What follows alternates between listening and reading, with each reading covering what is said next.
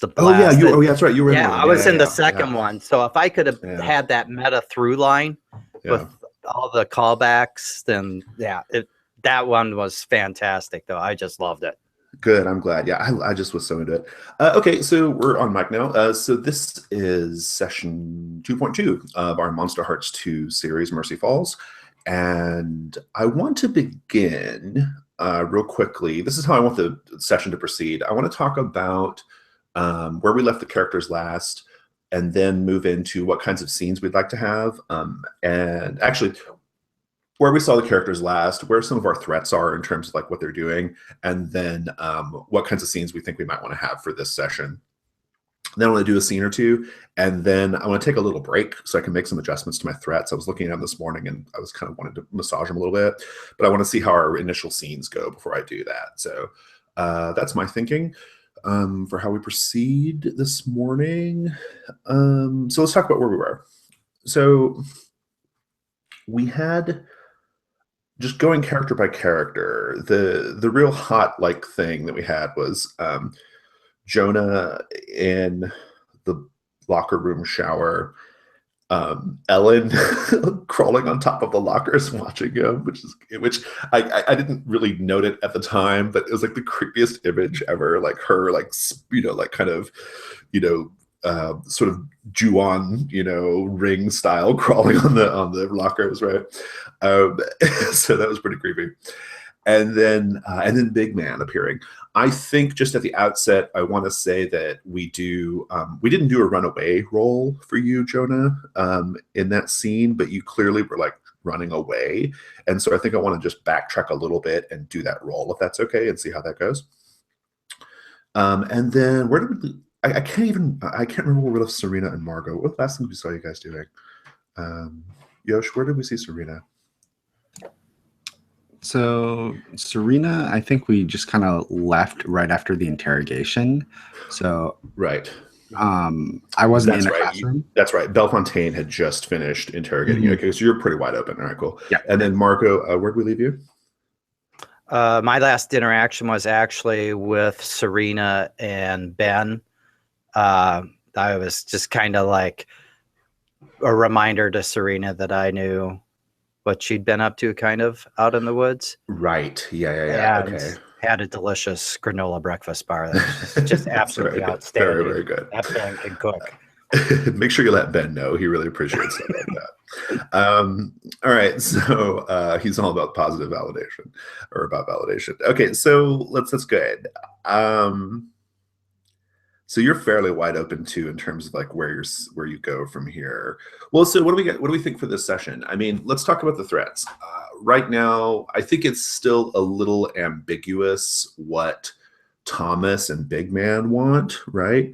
I think it was hinted last series that the Fey realm is trying to master the woods and the energy that's out there in the woods, which is the locus of that is this sort of Lovecraftian thing that we alluded to last series, that Big Man is a sort of like servant of, right? And we also hinted at the idea of like Big Man wanting to, quote, fight lies with lies. And so I think he wants to, he mentioned to Margot, basically, you're kind of pressed upon Margot that you're going to do what I say, right? Like I don't care for you either, but I'm going to use you for now to do what I need to get done. And so there's a little bit of that, right? Like, so I'm thinking that like the way they're kind of set up is, the Fey realm, and particularly Thomas and the Dark Fey, are trying to like assert some kind of control over this area. And Big Man and the entity he serves are basically trying to like just eject anybody who would dare to do such a thing, right? And Jonah, you're in double trouble because you're a part of like a weirdo nature cult, and you're also serving Thomas now, we think. So there's a little bit of that. But I think it's also a little like kind of vague in terms of like what your characters know is going on.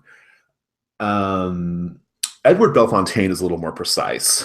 He is there to investigate this weird series of deaths that just happened about a week ago, or a little less than a week ago.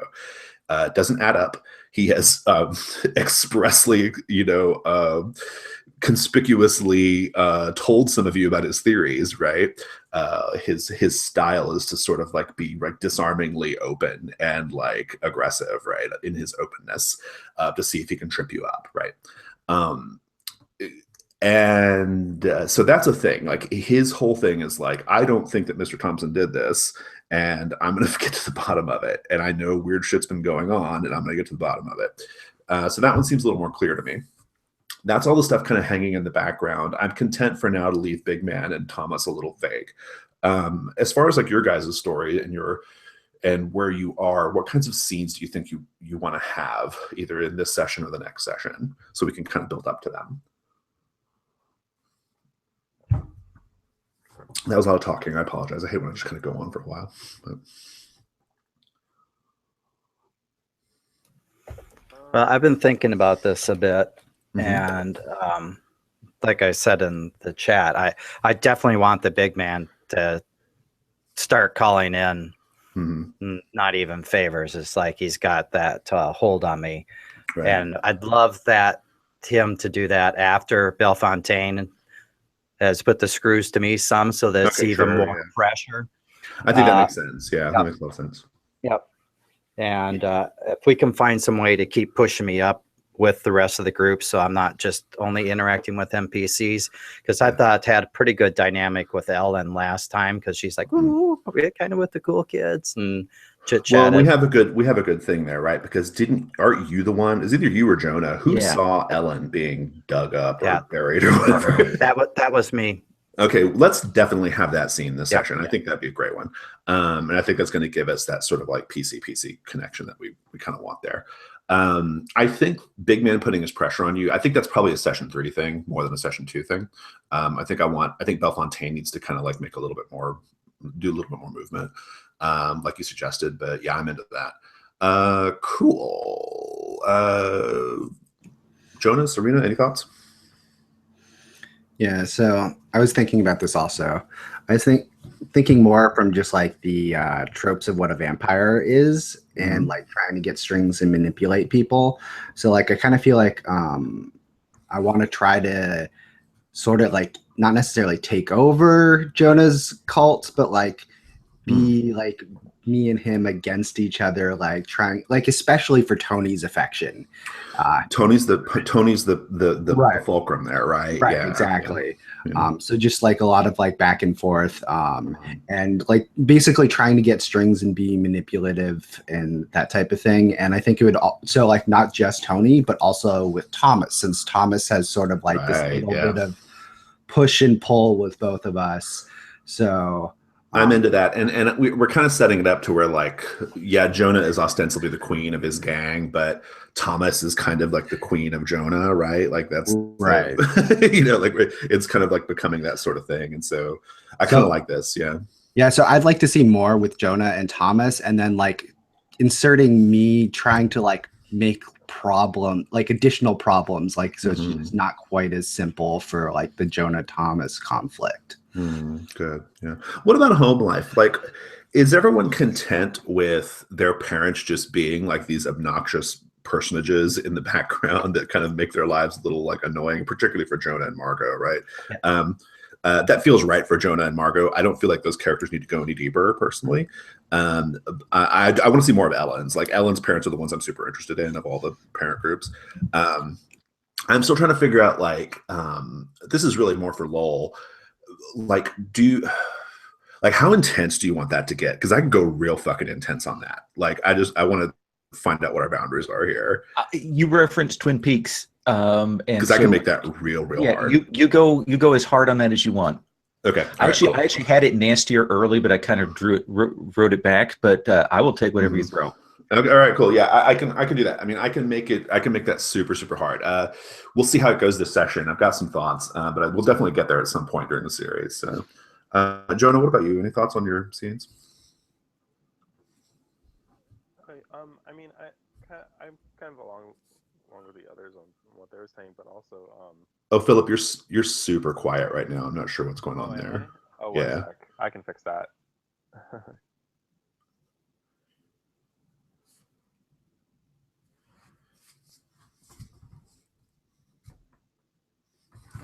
How about now? Now I can hear Okay, me? great. Yeah.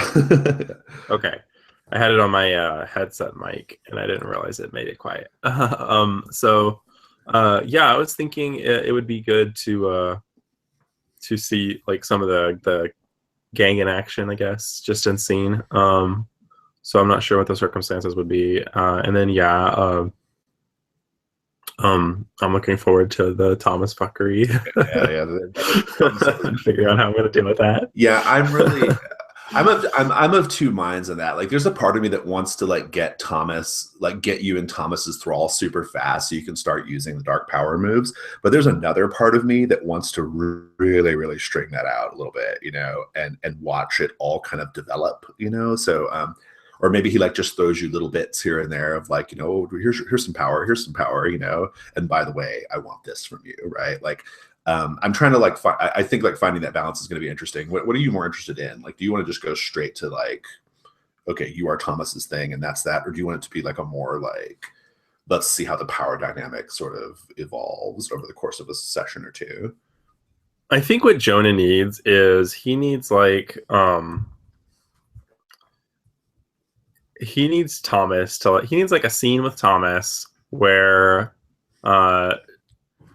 Thomas basically makes the deal, sort of, in a way, or where they kind of seal the deal.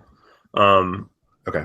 And yeah, I feel like that's what Jonah needs, because right now Jonah's just kind of in shock that Thomas is here, and I don't feel like Jonah's really connected the dots completely. Okay, I've got an idea for sealing the deal. I think that's probably a sex move thing. So, okay, all right, cool. Cool. Let's get going. We'll have a couple scenes, then we'll kind of get everybody on the table, and then we'll take a little break so I can adjust my threats. Okay, so picking up with the shower scene, like directly where we were before, I love the idea of what you said before. Like, you heard Big Man's voice. We still haven't seen Big Man. That's important. But you heard Big Man's voice, basically made just that kind of a lewd comment about your body, and you were just like running, right? Are you just like wrapping a towel around your body and running, or like what's the situation there? Yeah, no. I mean, he grabs his clothes off, like, I think he had them like one of the benches, and just like runs out with those in his hand.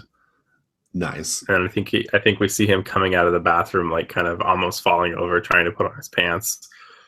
Yeah, we'll see. Like looking Let's over his run shoulder. away. Yeah, roll volatile. Let's see how it goes. Okay.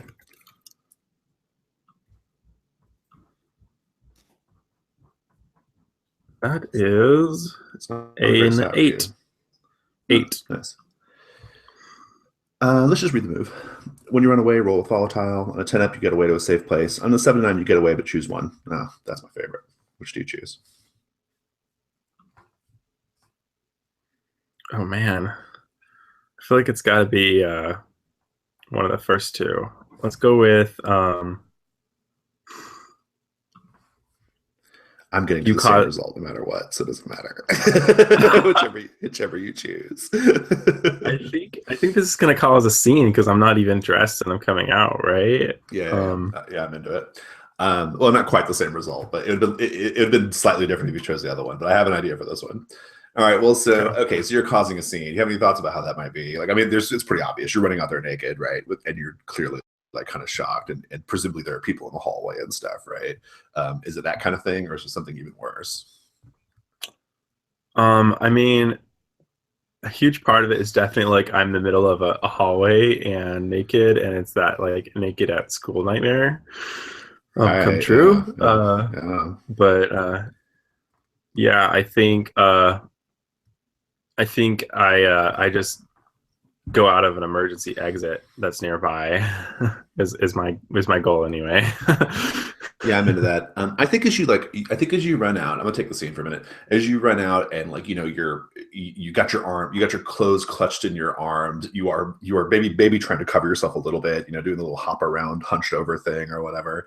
And like there are a lot of people who are like there who are like kind of just kind of like shocked at first, but a couple people have the temerity to laugh, right? And other people just kind of like turn away because you're not like the kind of person that people normally like to get on their bad side, right? I'm thinking about doing. You've already got the condition, not the shit. So I think that just kind of carries through here. I'm not sure we need to go any further. I think there are probably people who are yelling like streaker, streaker. Right? Yeah, there's like, and you look a little freaked out. And then you kind of hear, you hear someone say, "Son, what's going on? You look like you've seen a ghost."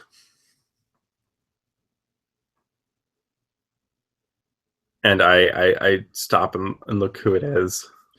It's that FBI agent, Edward Belfontaine, and he says.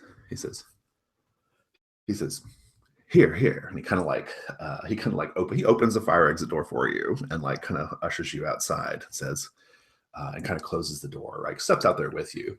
Do you begin to like redress yourself? I think so. He just like watches you like as you're like putting your clothes on. He doesn't do the like I'm embarrassed and so I'm going to turn away like people would naturally do.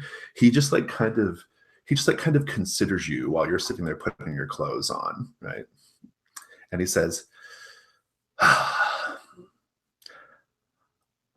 taking a little break from my investigation, and I went to the snack machine, and I was disappointed to discover that there are only sodas loaded with high fructose corn syrup, as well as a number of unhealthy snacks.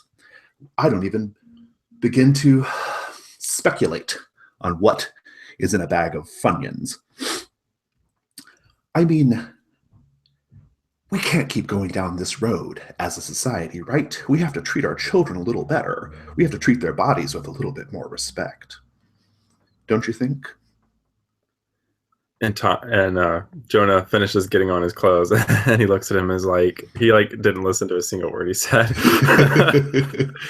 He's like, "You have to go in there. That guy is in there." Give an actor under pressure. I think this might be a situation where you might just kind of run, given the opportunity. Is that what we call it? Keep her cool. What's it called? Keep her cool. Give me a keep her cool. That is an 8, I think. Okay. You're gonna keep her cool, and he's just basically gonna like, yeah, I'm going with unnoticed or underestimated.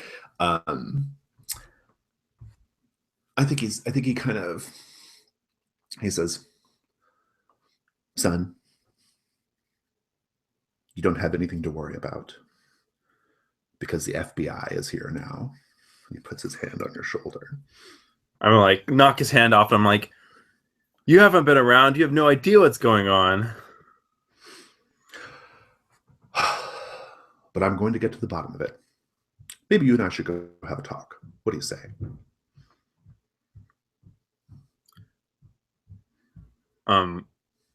I think Jonah looks around. I'm gonna cut. Yeah, good.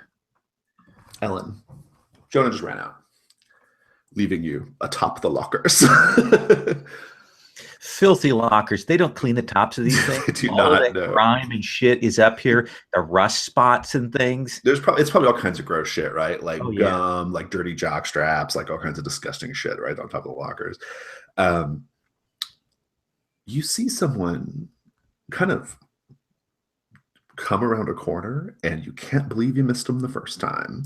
This man is mostly defined by his enormity. He is wearing a pale, dusty yellow suit with a bolo tie and cowboy boots and a cowboy hat. And he's very tall and very wide. With the cowboy hat, he's over 7 feet tall, right? And nearly 4 feet wide at the shoulder, just bulk, right? Just massive bulk, but old, like really old. His eyes are really sunken in. Face is very jowly and pink and littered with, veins. and wisps of thinning gray hair peeking out of the cowboy hat. He lights up a cigarette, and he sits down on a bench. And it's a little unclear if he's seen you yet. How are you reacting? What are you doing? I think I'm going to just hold still. That sort of, she's very good at being the sort of frozen bug on the wall. Maybe. Keep it cool. Okay. Let's see. So my cold is, that's actually one of my good things.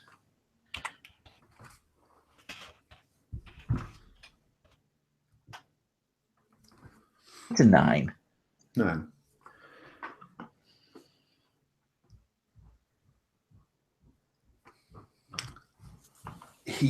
You're being very calm, very cool. You're trying not to be noticed, right? Is that key? Okay. I'm gonna give you the advantage of that then. He lights up his cigarette, takes a drag, and he leans back against, there's like a bank of lockers, and he's on the sort of end cap of it, right? Just sort of catty corner to where the showers are. And directly across from you, you have like a good angle. You can view him head on, right? But he hasn't seen you yet. And takes a smoke. And he's kind of just there for a minute, right? Like enjoying a cigarette, Takes off his cowboy hat, rubs his hands through his thinning gray hair. And for a moment, there's just the hiss of the shower and him taking labored breaths as he smokes, and you being very, very still as a mouse. But at a certain point, he puts the cigarette out. His head kind of falls back. His eyes roll to the back of his head. His tongue kind of falls out of his mouth and hangs as like a little bit longer than a tongue should hang outside of his mouth. And he just begins to his body just begins to quiver. He's like, and just something is like building up inside of him and racking his body. And he's just shaking and quivering and he's having a seizure or something. Now what do you do?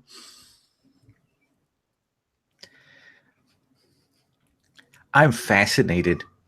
Indeed you are. I might see a guy die. You might. So I'm kind of holding position. It doesn't even occur to me to go and help. I'm just watching because that's what I want another keep it cool. Okay. Snapchat that shit.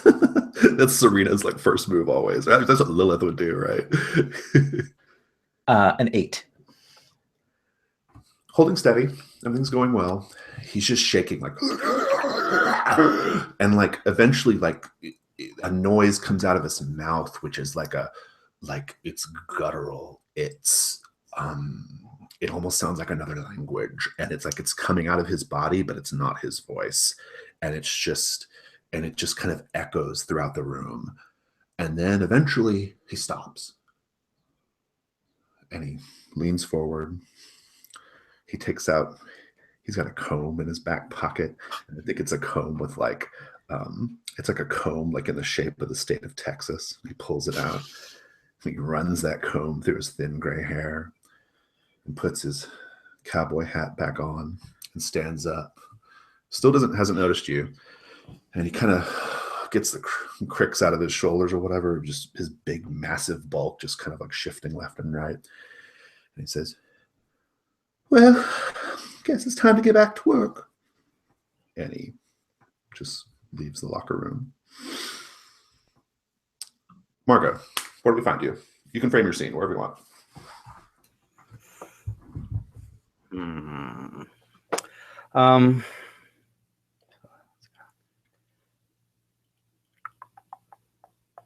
How about I was wanting to track down some weed from Austin. So how about me out by the bleachers or something like that with him, Yeah, I like it. during a free period. I think as you go to the bleachers, you actually see Chad and Austin having some kind of like argument or something. Like you're approaching, you're about maybe 30 paces away, and you can see Chad and Austin like they're having it out about something. Surely it's not that $120 or whatever that you that you got from Chad, right? There's something else going on. And you have a connection with Chad, right? Chad's part of your like, you've imprinted on him or whatever, right? Or he's imprinted on you.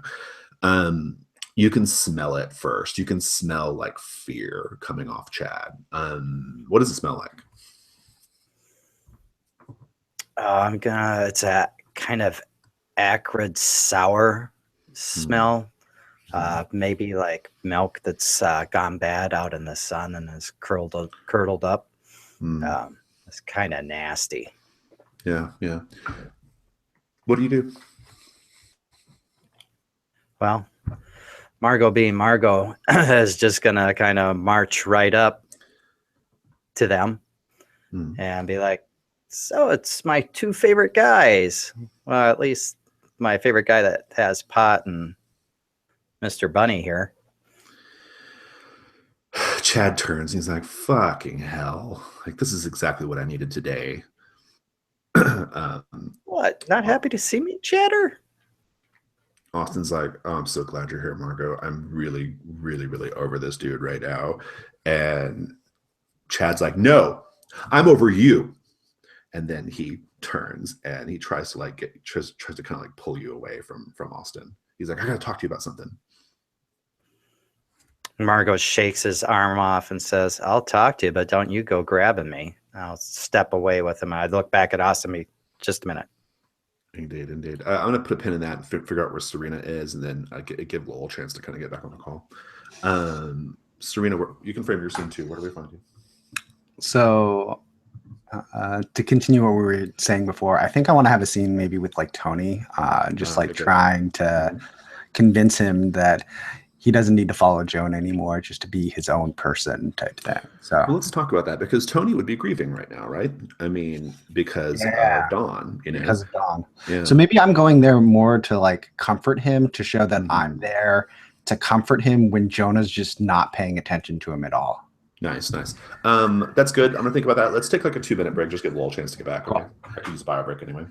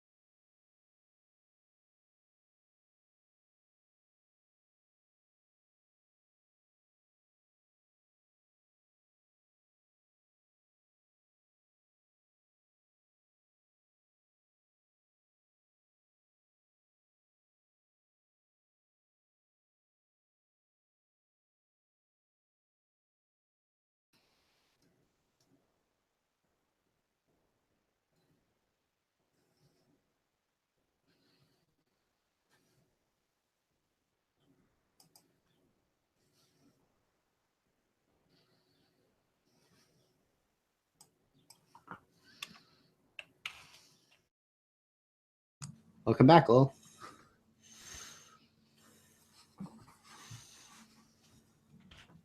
Lol, you might be muted. No, I think I'm. Oh, there. Okay. Yeah, sorry. Literally, our power in our house just went beep for a second, no. and everything went out. So I just put everybody on a break, but basically, what you missed was not much. But Chad and Austin. Well, anyway, Chad basically like pulled Margot to the side and was going to tell her something urgent. And I cut over to Serina, and Serina's Yoshi wanted to frame up a scene where Serina goes to console Tony. Tony is one of Jonah's gang members, and he would be grieving right now because of Don, one of the other gang members who got killed. So last series, so that we're still kind of dealing with fallout from that. And Tony's the kind of artsy guy.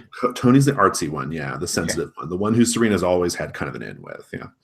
But now that you're back, I'm going to cut back over to Margot real quick. So Chad takes you to the side. As we've described, you said he smells like fear, which is like a soured milk smell to you.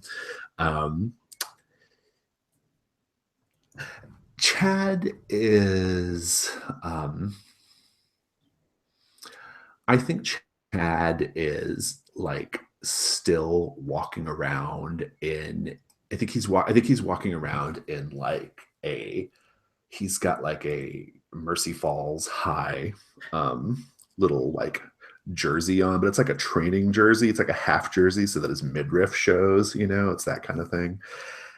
And he's that kind of guy, right? And what is the Mercy Falls High mascot, do you suppose? What are the Mercy Falls? Wasn't it like the Bighorns or something like that? I think it was. It was something like that. We thought it was going to be mooses at first, but we decided to go with Bighorn, right? Yeah. Yeah, the Mercy Falls Bighorns. I'm into that. Yeah, it is Bighorns. There it is on my character sheet. So he's got like, he's got like that, he's got the Bighorns jersey on, right? And like if when he turns around, you can see like appliqued to the back, there's like a pair of like brown felt moose horns that go across the shoulders, right? So tacky.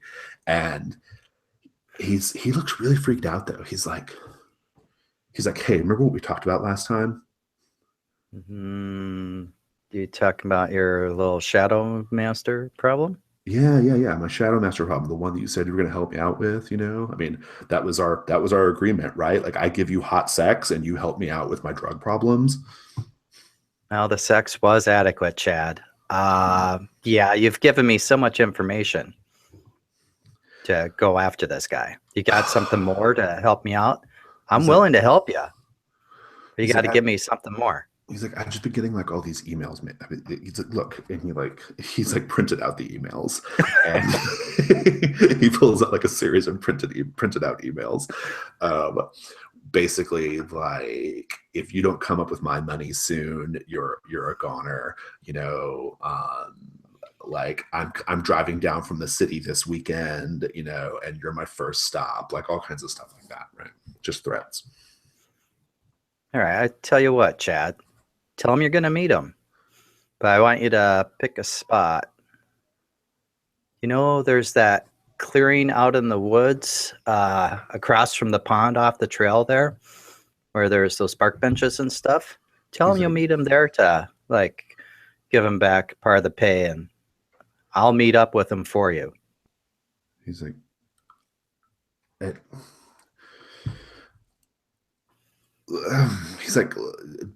do I actually have to show up there, or?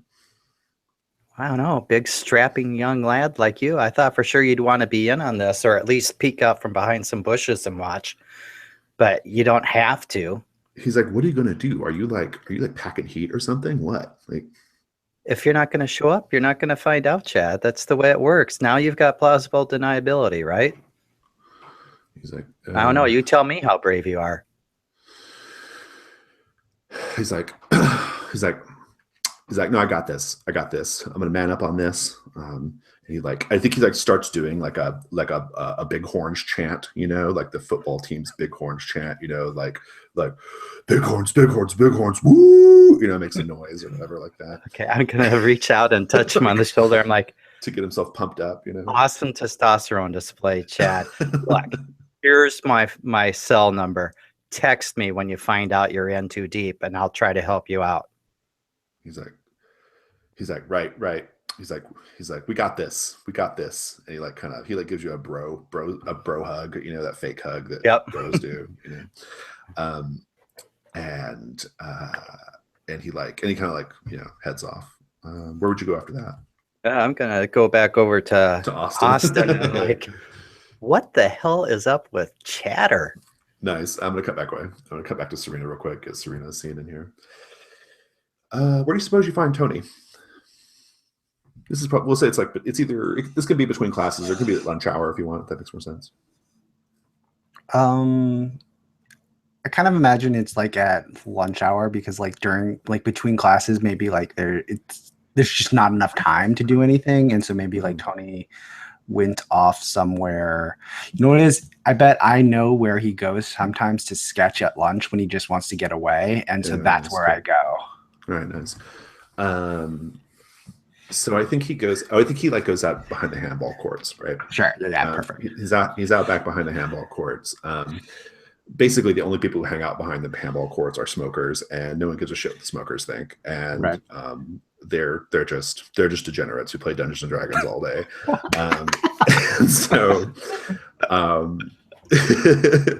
And so he doesn't care if they see him drawing, right? Right. And so he goes back out there, and he's just kind of sitting on his butt, up against the wall, sketching out a thing or whatever. He looks really dejected. What do you do? I think I'll just. I think one of the smokers. His name is Alan. No, we already have an Alan. This smoker's name is Kyle. Do we have a Kyle? Yeah, Kyle's the dead guy. Robert. I also think Tony has definitely drawn some people's characters for them at some point. Yeah. Oh, absolutely. Yeah. Absolutely. You bet. So Robert is there. Robert is extolling on the differences, he's extolling on the historical basis of the conflict between the Githyanki and the Githzerai, and that's going on behind the handball courts. Yeah. So I think I walk up to that and and Robert says, "Tony, your girlfriend's here again." And I just kind of wave to them, and just as I'm approaching up there. And one of them says, "She's totally got charisma 17," and I just kind of as I get closer, I kind of look do that stare of I'm gonna go talk over here, and you guys should go the fuck away, as I'm just staring at them and they will. Yeah, and then I'll come and sit down because I imagine Tony is sort of sitting on I see him on those concrete steps from the back entrance of something that's where he would be sitting.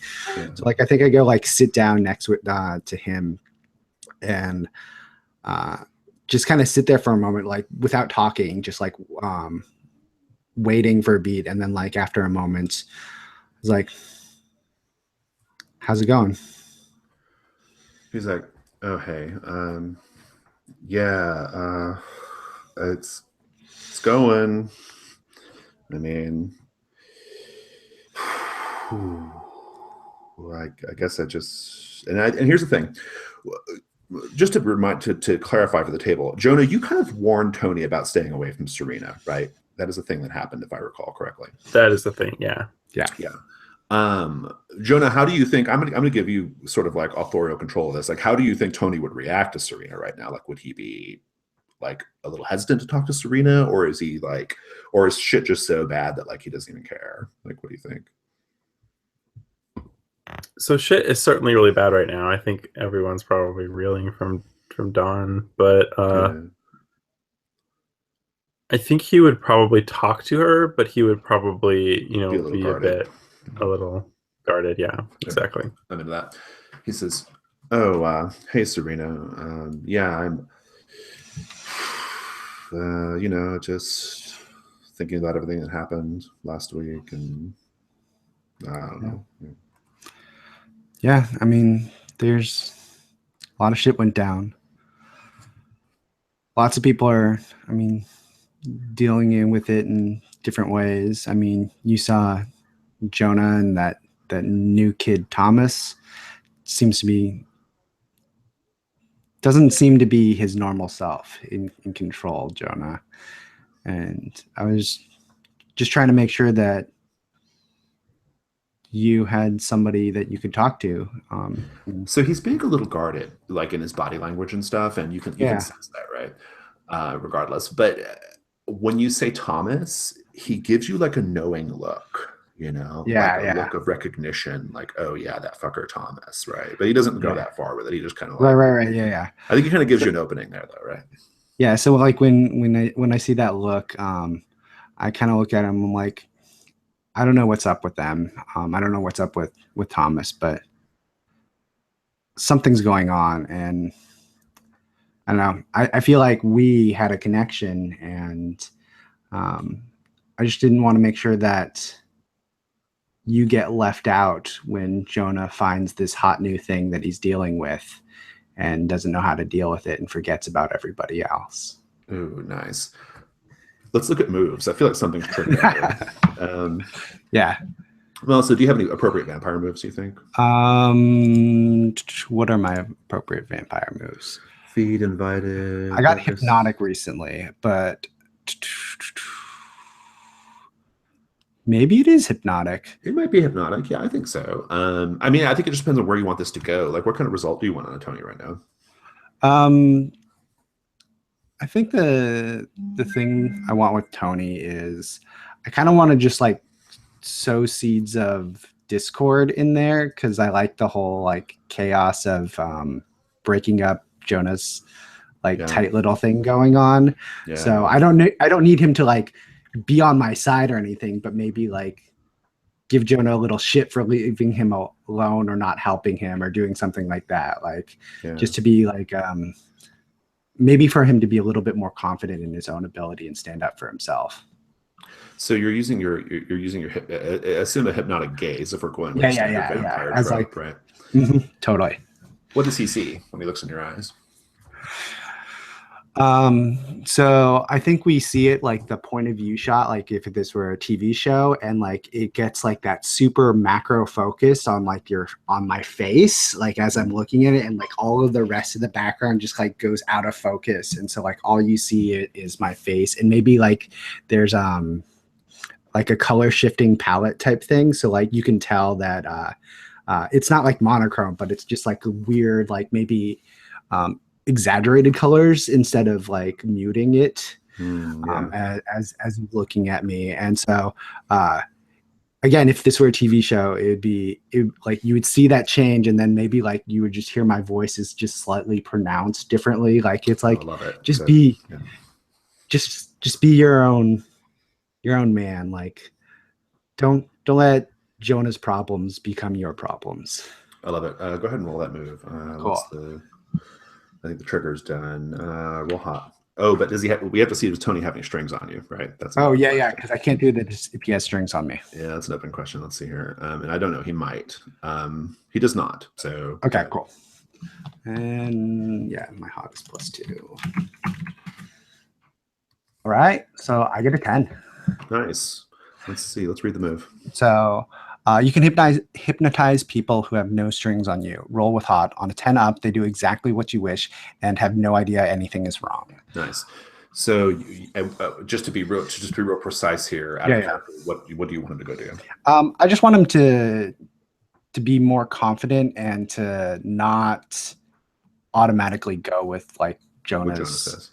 Yeah, and you want to be the vessel of that confidence, right? Like, I want him. Why? Okay. Yeah, like I kind of wanted him to see me sort of like maybe his muse or something like that, where like he's gonna like come back to me type stuff.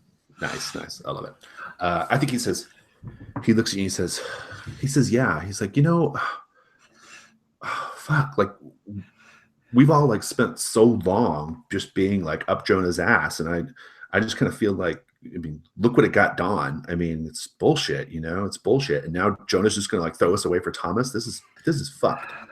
Yeah, and I kind of look at him and put a hand, like I put a hand on his shoulder. I'm like, I understand. Just like I want you to be happy, and so like do what you can and do what you need, and I'll be here if you need backup or help.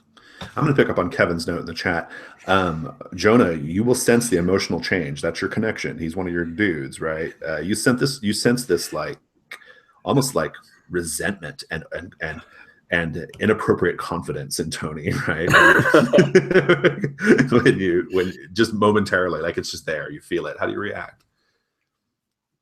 You're kind of being dragged to the chemistry room with Detective Belton or Special Agent Belfontaine. You can't really go do anything, but just how do you feel, I guess? He's like so Belfontaine is like basically taking he's by like, force, let's have right? a conversation right now. Yeah. I'm like looking in the direction, even I'm like looking at walls and stuff. I'm like looking in that direction, and I want to know exactly what Tony is thinking. So I'm gonna gaze into the abyss. Oh, nice. Okay, good. Let's get that roll on the table.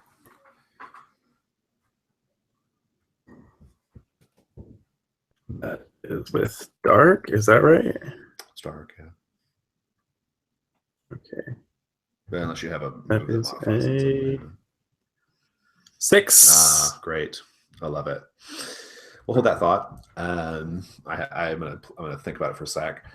I want to take a quick break to adjust my threads, but before we do, I want to kind of get a read on what our next scenes are going to be. Ellen, you've just seen this really like weird, terrifying thing go on in the locker room with this cat, this big cat. Where would you go? What would you do from there? Well, I guess so. That's clearly the guy who was hiding in the bathroom and freaked out Jonah. So now I know something that Jonah knows. So maybe I'm going to go and be all casual, like, and so what about this yell man? So that's my thinking. I love it. All right, good.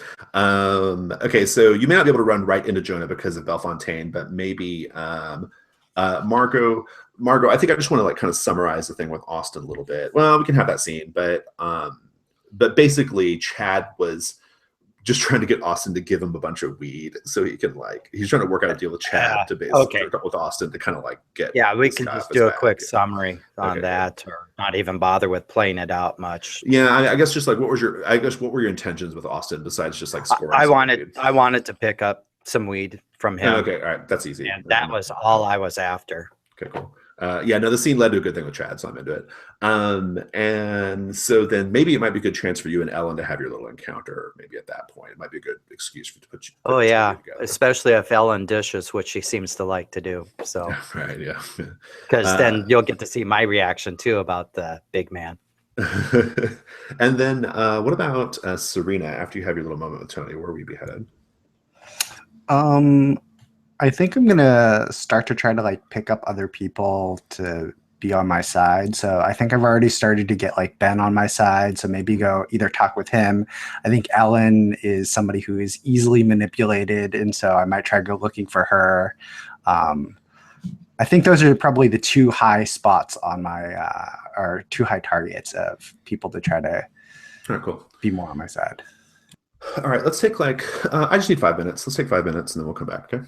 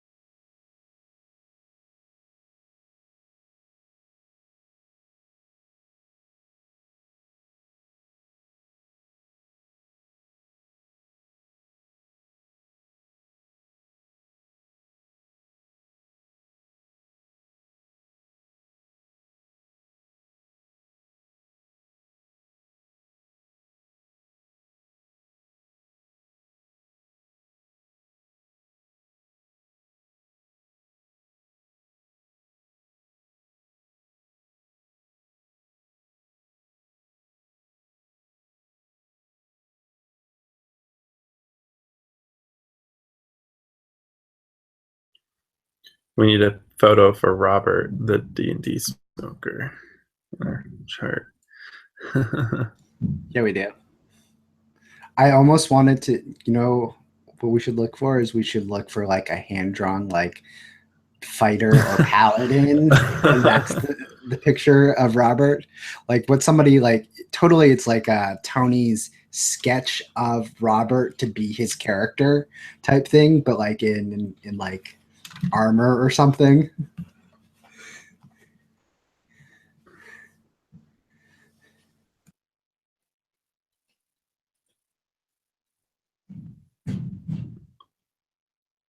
Let's see what I can find.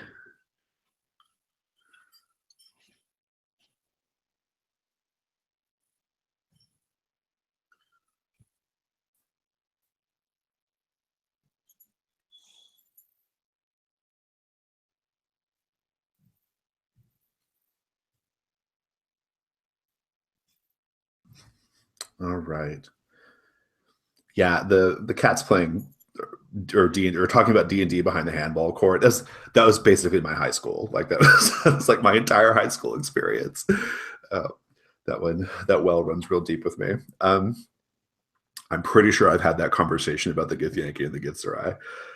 All right, so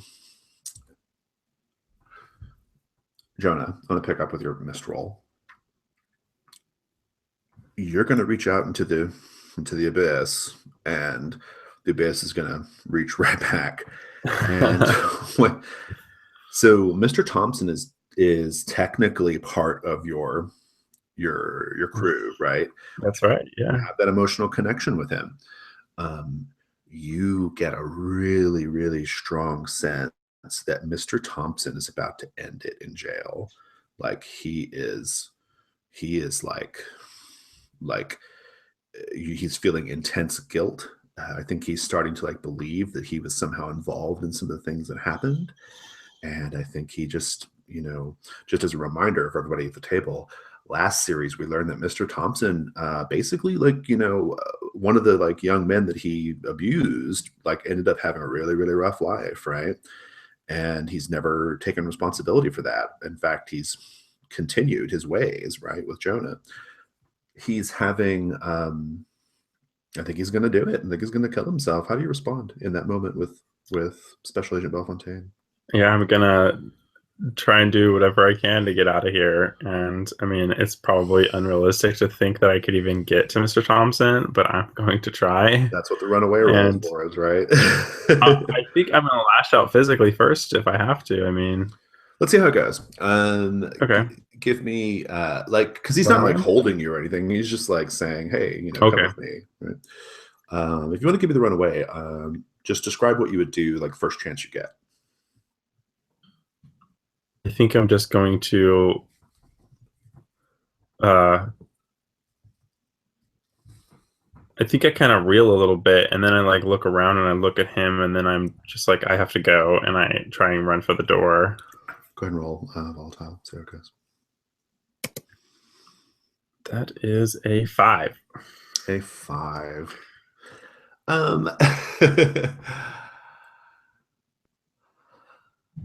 I think you're going to run into Elen. I want to go ahead and just like push on the whole Elen thing. I think Elen is like maybe coming out of the gym, and you're kind of like crossing the yard, and you're running one way. Ellen's kind of like excitedly coming another way, right? And I think you're going to run into her. And no matter what you end up, no matter what ends up happening, I think you got to do it with Elen, or at least you have to cope with Elen right now. So, Elen, are you guys ready? Let's have that scene. Yeah, I just like I and I'm gonna give the door. I'm gonna give Elen a string on you as well. Okay, because I feel like Elen has seen you in a couple of like really vulnerable moments, right? It's true. Yeah, I quickly run out the door and shut it behind me and turn, and Elen is right there. Oh, and you should have like 2 experience as well for the last 2 rolls in case you didn't before. Yeah, I just did. Yeah, so Elen is right there, and in that moment of pause, I say, "Yeah." So who's the guy in yellow? And I like I give her like a second, like that's how long I look at her, and I'm like, get out of my way, I have to go. And then I'm like looking around and like running down the hallway. Ellen, you can put, so here's a, just to remind you guys about string mechanics. I think you can spend the strings to basically control the scene with Jonah, right? And to suggest a course of action that will like force Jonah's hand to do something you want. If you have any thoughts on the scene, lol, it'd be a great time to spend one. I think that probably the string I want to throw on him has to, not now, but I have to deal with a capital D with Ellen. I think you should have to deal with you right the fuck now. Like, he's not going to get away from you right now. He's clearly going to something, and that's exciting to you. I think that's where it should go. I think it should go that hard. I think it should push in that, like, okay, take me with you or something, right? Yeah, okay, so we're going down the hallway, and I'm like, stop following me. Right, yeah, exactly, right. If you answer my question, I'll stop following you. And I'm like, I can't answer your question. Then I guess I'm following you.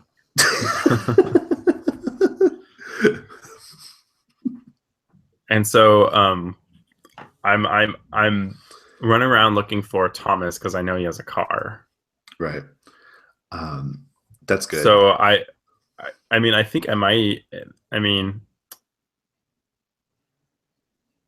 yeah. I want to ask him for something I want. So I don't know if that's with Ellen in tow. Yeah.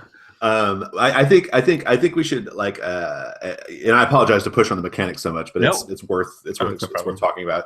I think if you want to spend the string, I think you need to spend the string to get the fictional authority of Ellen is going to be with you no matter what right now, like, or otherwise I think Jonah will have another chance to lose you at some point, right? I spent the string. I'm down to 2 on him.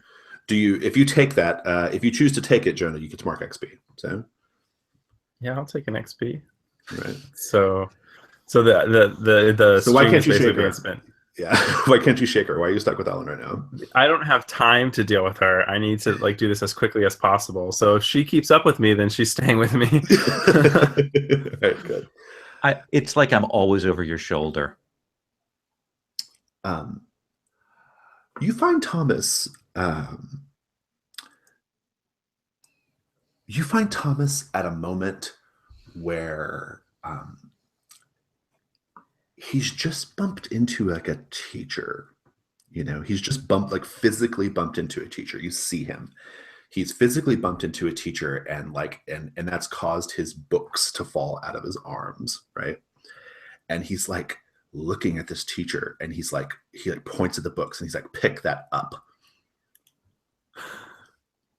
And the teacher's like, oh, I'm sorry, I didn't mean to, my mistake. And Thomas is just like insisting, like, I'll give you a second. Yeah, Thomas is insisting. He's like, pick that up. I'm just gonna run up and pick up Thomas's books. do you just like hand the books to Thomas? No, I think I've got them in one arm, and then I think I grab Thomas's hand. I'm like, come on, I need a ride. He's like, a ride to where? Where are we going? And then he looks at Ellen. He's like, what is that? It's called a girl.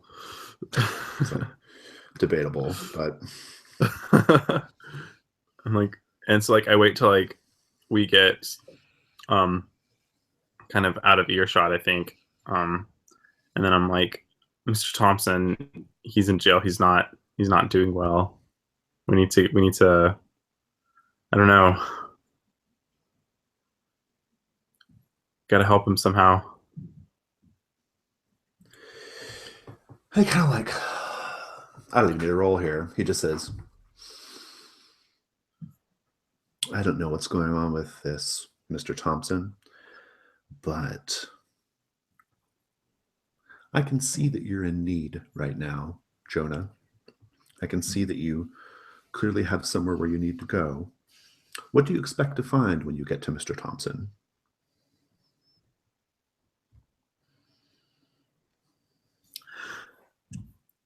I mean, I know he's in jail at the police station, but I don't know.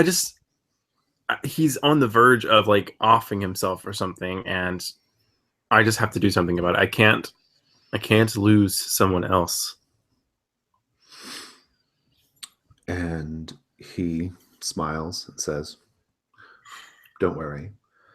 He takes out his keys and he puts his keys in your hand. He says, "I'm not going with you because I need to resolve this situation." It says, "But trust that I'll be with you in spirit. You're going to be okay." And then he grabs the books out from under your arm and throws them on the ground and points at them at the teacher and says, "Pick that up." I look at this teacher and I shrug and then I run away. Ellen, what are you doing during all this? Oh, How are you feeling? What are you doing? So there is that thing where he's mentioned Thompson, and I kind of don't want to have anything to do with him. This other guy's kind of an asshole. But now there's a whole Yellow Man and Thompson thing, and people back at the classroom are going to be very interested. So I'm going to fade back to the classroom with all of these details. Okay, good. I have a question. Like, Ellen, do you I assume that like when you are like not in class, or like when you just if you ever just like kind of wander off, do people even notice that you're gone? No. Okay. No. I mean, just like doors are just open when I go to them. Right. I'm just kind of there. Okay, good. So you're gonna go back to class and just basically spill the beans on like everything you've seen. All right, I'm into it. Who wants to be in that scene? Margot, maybe? All right, cool. What kind of segue into that in a moment? I'm gonna go over to Serina. Be wherever you wish, Serina. However you want to frame it. Ooh. So yeah, I think maybe with that, like, maybe Tony had left off, so like me and him have split up. So I think right now I'm looking for maybe Ben. So maybe I'm actually back in the classroom already, like when Ellen is going to come in there. But like, do you have like a shared class, like math class or something, maybe? Yeah, something like that. But like maybe I'm just hanging out like with Ben, trying to just like build on what we had before of like, hey, those granola bars were really good. Right. I think like you should think about like maybe doing something like having a bake sale or something like that. Like you could like that type of propping him up type stuff. If you're trying to like enthrall Ben, easy peasy, no need to. Yeah. No, but like I think rules required. I think it's more like that's the scene that you see maybe when Ellen shows up. I love it. That's good. I think he's like, yeah, I'm really into this website, epicurious.com. Like you go there, they have so many awesome things. And like, and he's like just going on about like, you know, how he finds things to cook or whatever. Perfect. And so who wants to be on scene first, Margot or Ellen? Why don't I be in the classroom and then Ellen can Burst either in. just show up like she does or make her big entrance. I love it. Good. All right. Well, so what are you doing in the classroom, Margot? I think this is like before class starts. Everyone's just kind of milling around, right?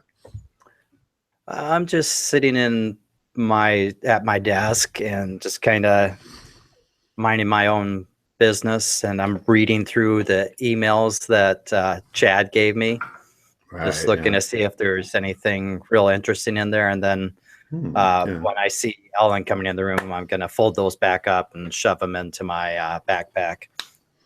So this game has no investigation move, but Gaze into the Abyss is the closest thing. I guess like I would just, you may not be going that hard yet, but like I would just want to know like what kinds of information are you looking for? What I'm actually looking for is like are the threats escalating and are they starting to be physical threats? So I don't know that I don't expect to be able to backtrack anything. I'm just trying to get what's the threat level that's implied in these messages. Yeah. Whoever it is, they're They are. The threat level's pretty high. Like, I know where you live. I'm gonna come find you. He even, like, one of the emails, he describes like Chad's house, which you've been to, so you know. I'm gonna come find you, and and they're pretty serious. I mean, they're pretty serious. It's like, if you don't come up with either my money or my product, in X number of days, you're done for, like, all that kind of stuff, right?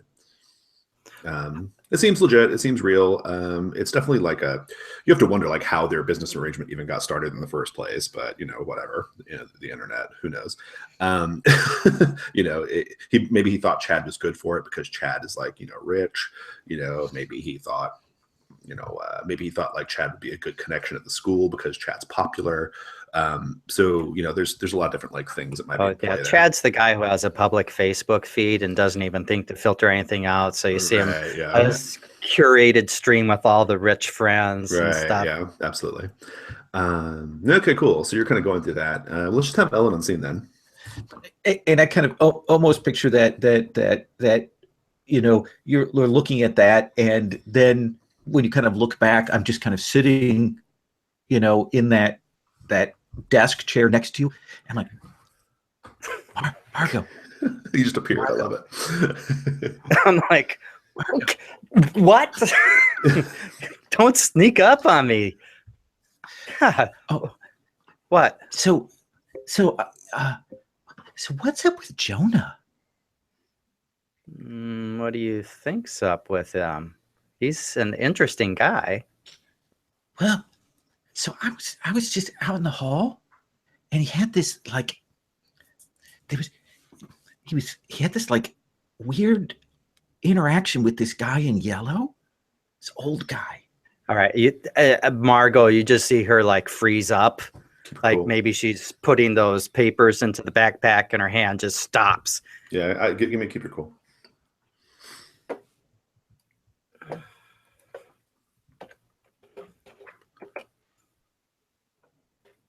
Yeah, you have so many, like, conditions connected up with Big Man that it kind of forces to keep your cool no matter what. So. Oh, got a 9. Good. How do you want Ellen to receive your reaction right now? Are you trying to, like, be? I mean, it'll be up to Ellen to choose, basically. But let's see here. Yeah, whoever you're dealing with chooses one. You go unnoticed or underestimated. You seem confident and imposing. What are you aiming for? And then we'll let Lowell decide what Ellen actually sees.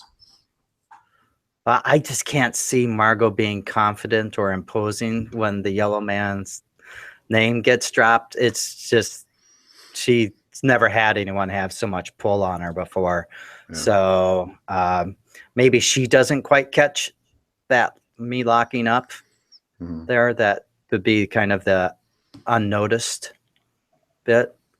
Or, yeah, that's interesting. Well, so what do you choose then? I guess, like, is it reasonable to say that I can see that it maybe slightly unnerves her, and I'm excited because that might be something she might need my help or something, and she might need me, and I might be somebody that she would need. You don't notice the gravity you underestimate the gravity of the situation. Oh, yeah. Exactly, right? Yeah. Okay, good. Yeah. I'm into that. Well, let's proceed. Keep the scene going. How does this go? Yeah, they were both in the bathroom together. I don't know what. Wait. The big man was here at school today? Yeah. Just a little bit ago. Just before Jonah took off. What were he and Jonah doing? And I'll hesitate because I don't want to describe my creeperness. Yeah, no, how are you going to get around that? Oh, no, that's going to be a follow-up question here on Margot's part. I think he just Jonah was all scared, and Jonah ran off. I'm going to go with keep your cool on you too, because for one thing, you have they know, and, like, I think, like, maybe you're kind of feeling a little bit of pressure of, like, oh shit, people are going to know that I'm a creeper and all that kind of stuff, right? So 11-teen. Very good, nice. You're cool as a cucumber. Keep going. Yeah. So yeah, and he just ran out. I'm going to take your condition off too. I think you're, like, really. This is a moment here. You're, like, you're feeling supercharged right now in terms of your ability. And he was, and I don't know, but Jonah was like pulling his clothes on as he came out of the bathroom before he ran off to talk to that other guy. Huh. Where did the big man go? And you see me literally like look around and like look out the classroom window to see if I see him standing out in the field or anything. Serina, do you have any? Serina, you remember him? I mean, if you overhear this conversation, you'll know who they're talking about, right? You had you were the first one to encounter Big Man. Yeah, so like I kind of like maybe you see me in the background like right as it, and like you see my head sort of like snap up as like they're with like talking back and forth, and like I've just kind of like turned to bed and I'm like hold on a second, and like I walk over to you guys and I'm like, big man in yellow, cowboy hat, old gray hair, that type of thing. I'm positively glowing because now the two of them are here. Yes, good. Paying attention to me. Yeah, in the bathroom, it freaked Jonah out. Like Jonah must have known him. As he got all freaked out and took off. I look at Margot and then I look back at Ellen and I'm like, you don't want to deal with that guy. Oh no, he seems awful. You see him, you go that's the a good other impression. way. Yeah. He's bad news.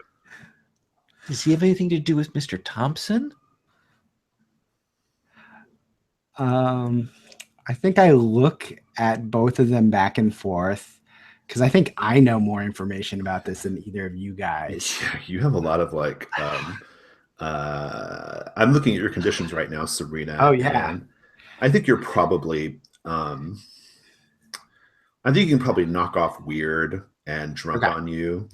I don't think those don't feel relevant right now, but not shaken. No, definitely not. Yeah, this is not good. I mean, like the last time you saw Mr. Thompson, he pulled a gun on you and blew your brains out. So yeah. How do you react?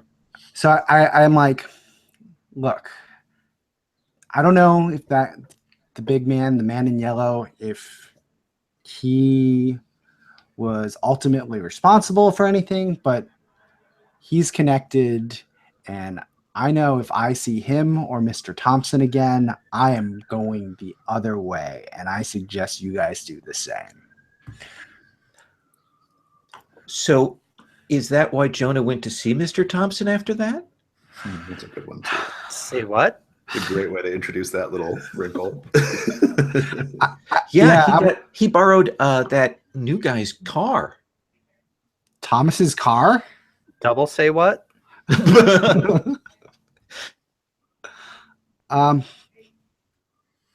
Yeah, that's probably not good, but I don't know. Jonah has some weird pull on people. At that point, Miss Forsyth, the vice principal, comes into the room and she says, "Okay, everyone, settle down, settle down." She says, "So, Mr. Rogers," oh, that's a terrible name, Mr. Robinson. I think Mr. Robinson is he's like your trigonometry teacher or whatever, right? He says, Mr. Robinson had a sick day today. He's not going to be here. So you're going to have a substitute, as it turns out. And he should be here He should be here shortly. Please just, please just be on your best behavior, please. And we're going to cut from there. Jonah.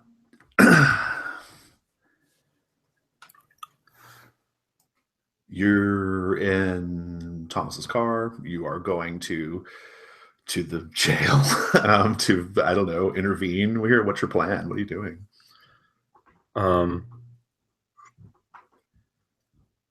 Yeah, I don't have a plan, so that's perfect.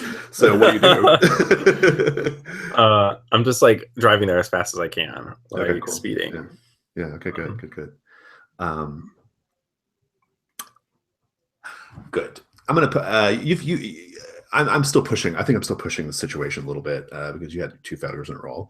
So I'm gonna keep framing hard here. I think you are you basically like you basically like drive through a stop sign. Okay, you're like going down the street, you drive through a stop sign, and there's a whole like you have to slam on your brakes. The other person across the way has to slam on their brakes. It's your mom. Oh God.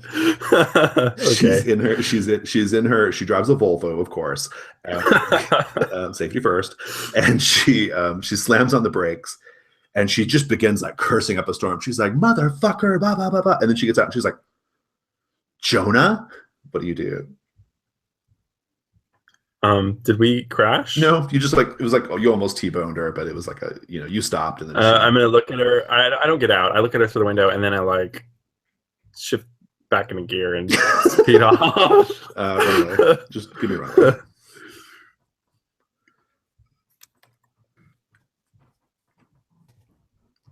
That is, I have -2. No, it's just a 7. Okay. 7. Let's see here. Choose one. I think, oh man. I think maybe I run into something worse. Okay. What could possibly be worse? Yeah, how could it get worse? I know, but I guess it can. It's good. Oh yeah, I think. Oh yeah. I know where this is going. So you describe just getting away from your mom. You can have that. What does it look like? Yeah. No, I look at her out through the window and I just like shift back into gear and like pedal to the metal. I think I just like the car is like swerving as I speed off. Nice. And as you're kind of like speeding off, you notice like pulling around a corner from the general direction of the block that the school was on. Pulling around the corner is a big black SUV, and it's right behind you. What do you do?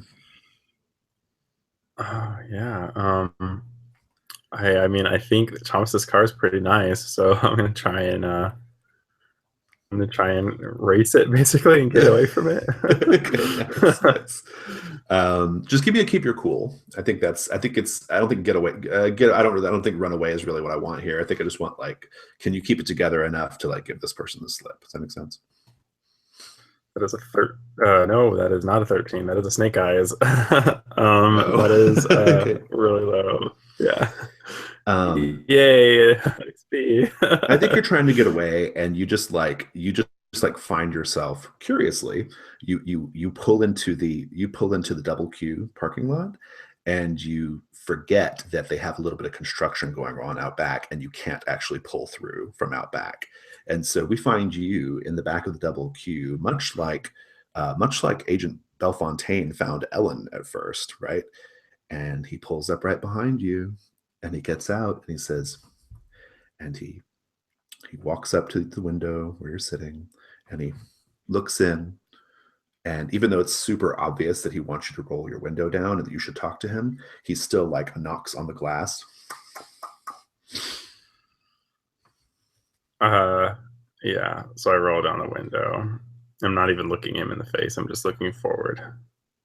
He says, "Son, has anyone ever told you that speed kills?" We'll cut there. And yeah, that's a good place to cut. Oh boy. Substitute teacher. You're all in class. Miss Forsyth excuses herself. And the door opens. Who else is in class of our big players? We think Thomas is here? Okay, Thomas is there. Who else would be there? I think that might be enough. Yeah, I think it's enough for the scene, for the drama.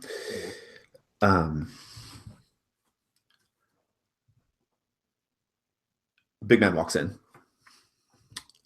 He has to turn sideways to fit through the frame of the door. And he takes his hat off momentarily, kind of hunkers down. And he says, "Well, hello, children. I'm here to teach you some trigonometry." And he goes up. What is everyone thinking or feeling right now, Margot? I think I just peed my pants a little bit. Hmm. I'm wigging. I probably need to roll a keep your cool, or I'm gonna. Do you want to try to run away or what? Okay? So she just like slides her chair back with a screech across the tile floor, and she stands up and grabs her bag, and just starts moving like she's gonna go out the door.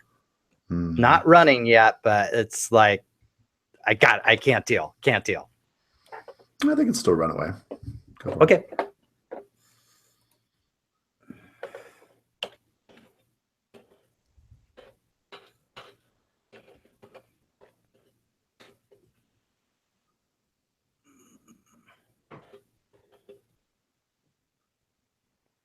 Back.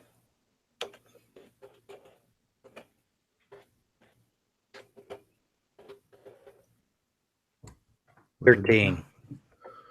Nice. As you're leaving, he says, "Well, honey, we're going to talk about some really, really interesting math this afternoon. Some geometry you've probably never even heard of. Are you sure you don't want to stay?" I'll never use that stuff. Never. No. Thanks though. Like, Just we'll see. Going. We'll see. What about you, Serina?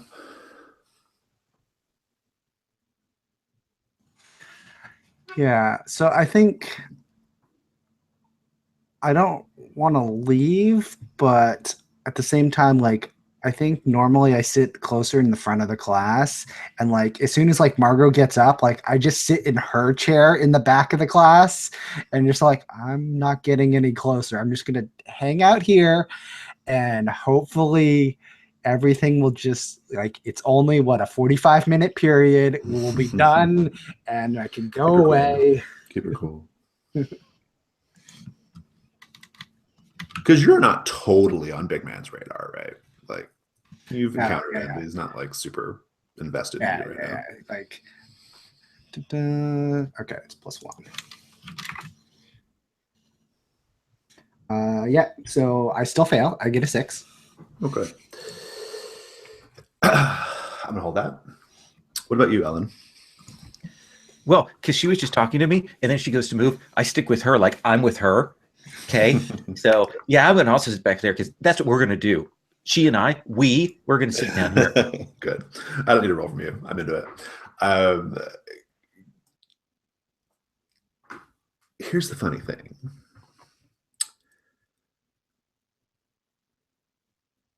Big Man begins teaching his lesson.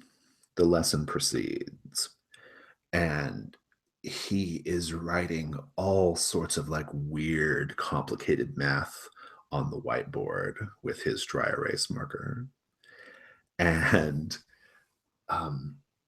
symbols, formulas, things you've never seen before. Very, very advanced stuff. Certainly not high school trig level of math. And he's writing all this stuff. And as he's writing all this stuff, you notice, Serina, you'll notice, everybody in the classroom, minus you, minus Ellen, minus Thomas, are just sitting there like their eyes kind of glazed over, their mouths slightly agape, just staring at, transfixed by these formulas on the wall, right? These symbols, these words, these numbers. He's writing it all very carefully. He's got beautiful penmanship. And notably, he never identifies himself to the class. And he does all this stuff. And you notice that everyone is just like staring really slack-jawed, right? Like at what's going on. Thomas seems deeply fascinated. Like he is. Serina, you'll notice that Thomas is like, he's like on his elbow, leaning in, not entranced like everybody else, but like just eyes wide, like delirious, like happy with what he's looking at, just really, really soaking it up and getting into it, right? This stuff that he's writing on the board provokes automatic gaze into the abysses. You have to just tell me what you want to know.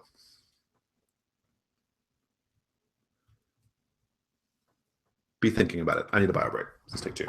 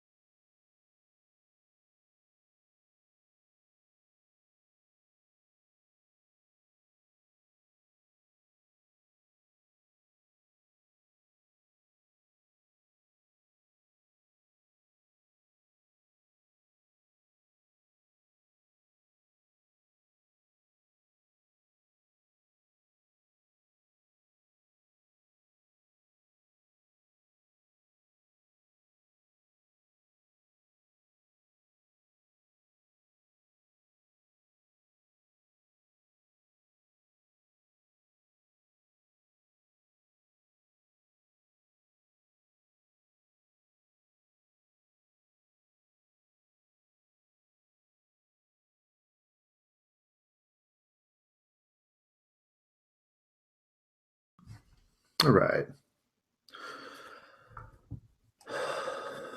This formula that's like scratched out on the whiteboard triggers automatic gaze into the abyss. I just need to know like what you each want, what you might want to know about the situation or about anything really. So I think what Serina wants to know is she kind of wants to know what the big man wants from her specifically. Like I get the impression that the big man wants things from people, but like because we don't have like a clearly defined relationship, like maybe this is sort of like insight, like as I'm watching the patterns and stuff formula of what he wants specifically from me. I love it. Roll plus dark. Cool. My dark is 0. Cool. We're getting 8.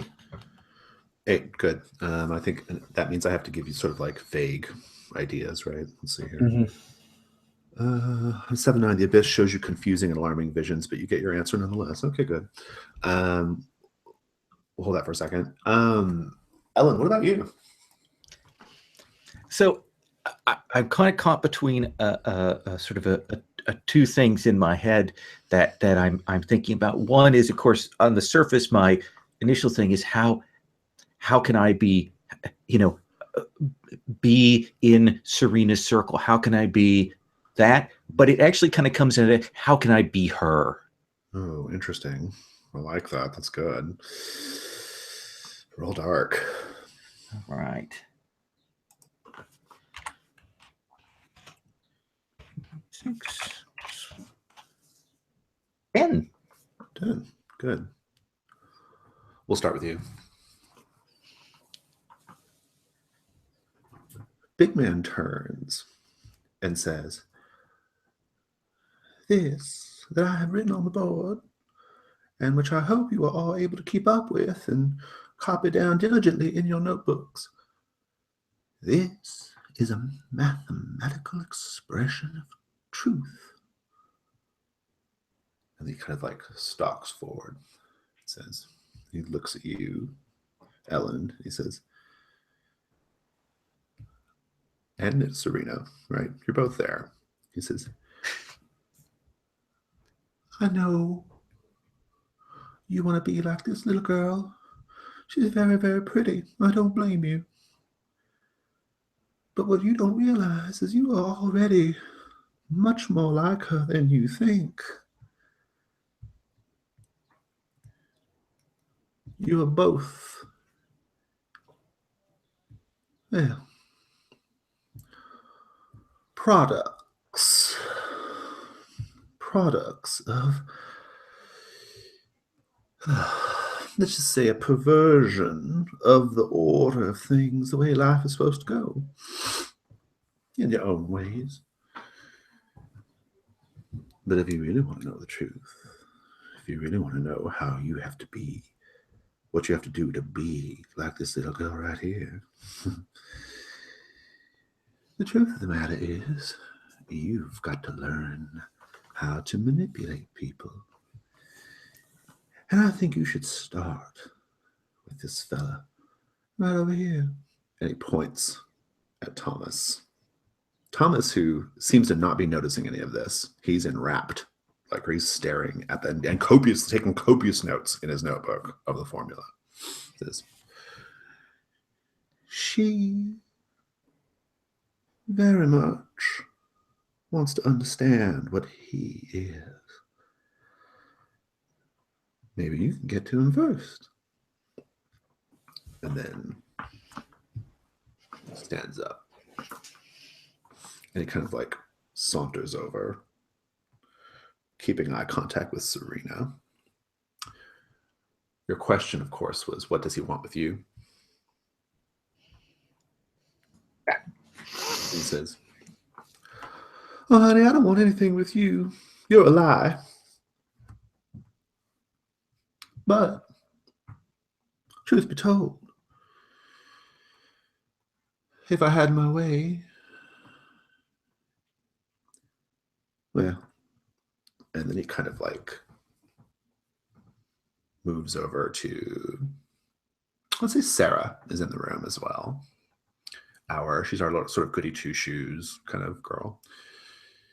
She says, "This little girl, her granddaddy built a lumberyard years ago. He's the one who began to tame the woods and helped turn Mercy Falls into what it is today."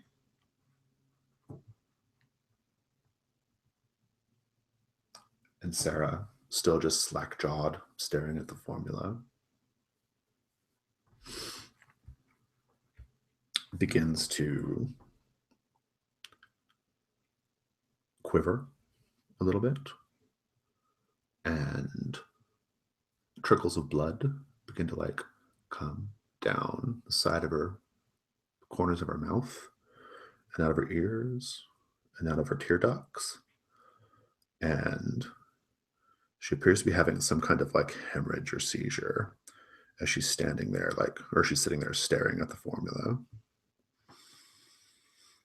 And he looks you dead in the eyes, Serina, and he says, "This little girl's going to be the first, but you're going to help me make sure that she's not the last." And then he goes back to ostensibly teaching the lesson while Serina just sits there in her seat having some kind of seizure. Serina, how do you react? Or Sarah, rather, sits there having some kind of seizure. Serina, how do you react?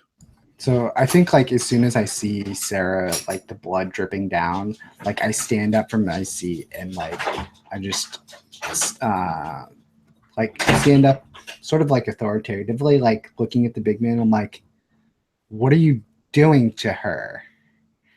Like, "Oh, I'm mixing up her inside so she dies right there on the spot." "Why? She hasn't done anything." "Oh, but she's done everything. And it ends right now." What do I do? I think like I want to do something that like tries to like shake her or the whole classroom out, but like I don't know what that would be. Like whether it's just like yelling at I don't know. Try something. See what happens. What would be a good thing to do? The table has some ideas. Yeah. Bite her Oh, yeah. right in front of the big man. Or bite your wrist and give her a little bit of your blood.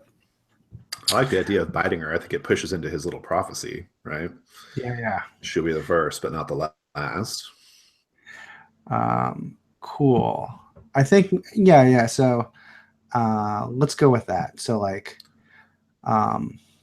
I'll lean over, like I'll walk up to Sarah and I'll look at him and I'm like, "You can't have her." And so like, I think like I'll look at, Sarah and like maybe run like a finger, like tasting the blood, just because I had that problem with Elen where his blood was poisoned. Yeah. So like so I'm like sort of like cautiously like licking the blood before like I like dive in and try to like bite her. But like assuming that goes fine, like I lean down and like it's not so much that I'm like trying to feed on her to like regain myself, but it's like just to break that connection between her and the big man. So I'm probably like standing like in between the board and Sarah. Like I walk to the front of the desk, and so like I'm facing her and like doing it that way.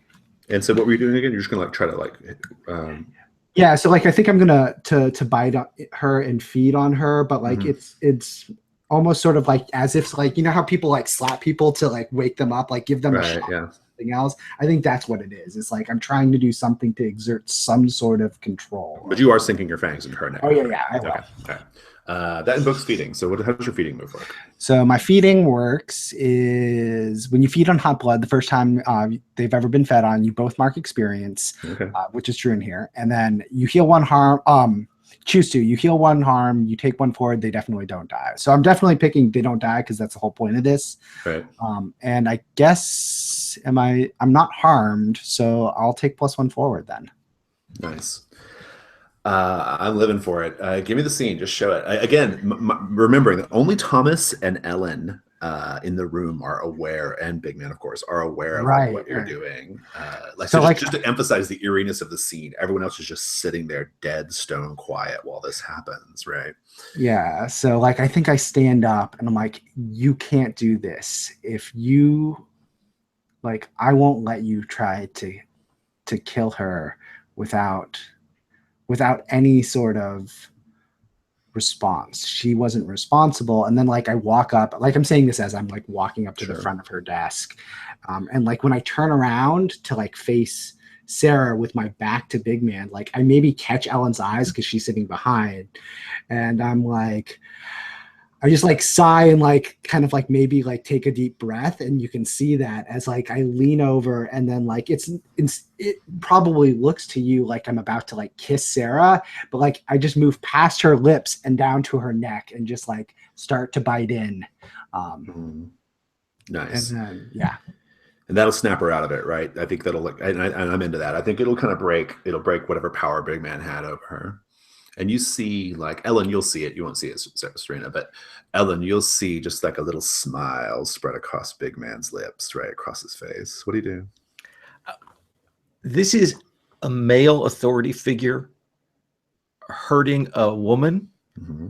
I'm going to mark traumatized Okay. because this is what happens to me all the time. Absolutely. Yeah. And I'm going to stand up. And I'm good. I'm 6 foot. I'm tall for a woman. And I'm going to pick this chair desk up, and I'm going to throw it at him. Nice. Lash out physically. I love it. It's not going to work, but mark traumatized, and then I will roll. I'm shaking. Not sure if I'm furious or freaked out or what. And oh no, that's not going anywhere near him. It like I think you pick up the chair and like you just throw it kind of ineffectually. It just kind of goes really wide, right? And kind of like just bangs up against something, right?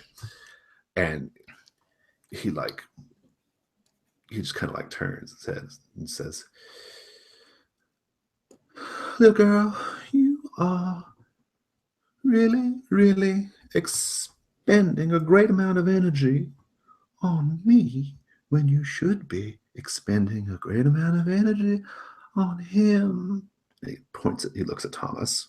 Says, "I mean, you wouldn't believe it, but he has, let's just say, a stiffy right now like you wouldn't believe. He's really, really into this. This is your move, girl. Make your move." He pulls out a cigarette in the middle of class and lights it up while Serina finishes feeding on Sarah. And Sarah's just kind of like gasping and like, shaking.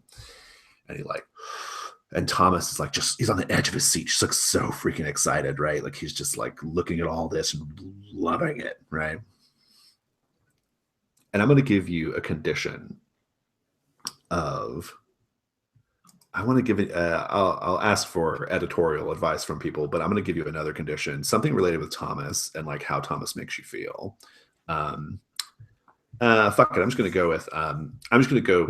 take strings on you. I'm going to take a string on you from Big Man. I'm going to take a string on you. I'm going to take a Thomas string on you as well.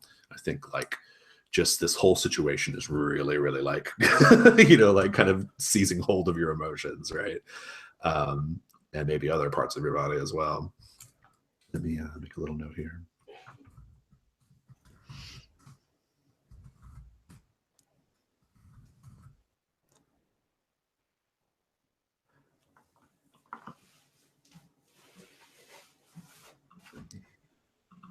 And then I'm gonna spend my string straight away. You get an XP if you do it. You should have gotten another XP for that fail. He says, "I tell you what. Why don't you take that little boy outside the classroom over to the girls' bathroom and fuck his brains out?"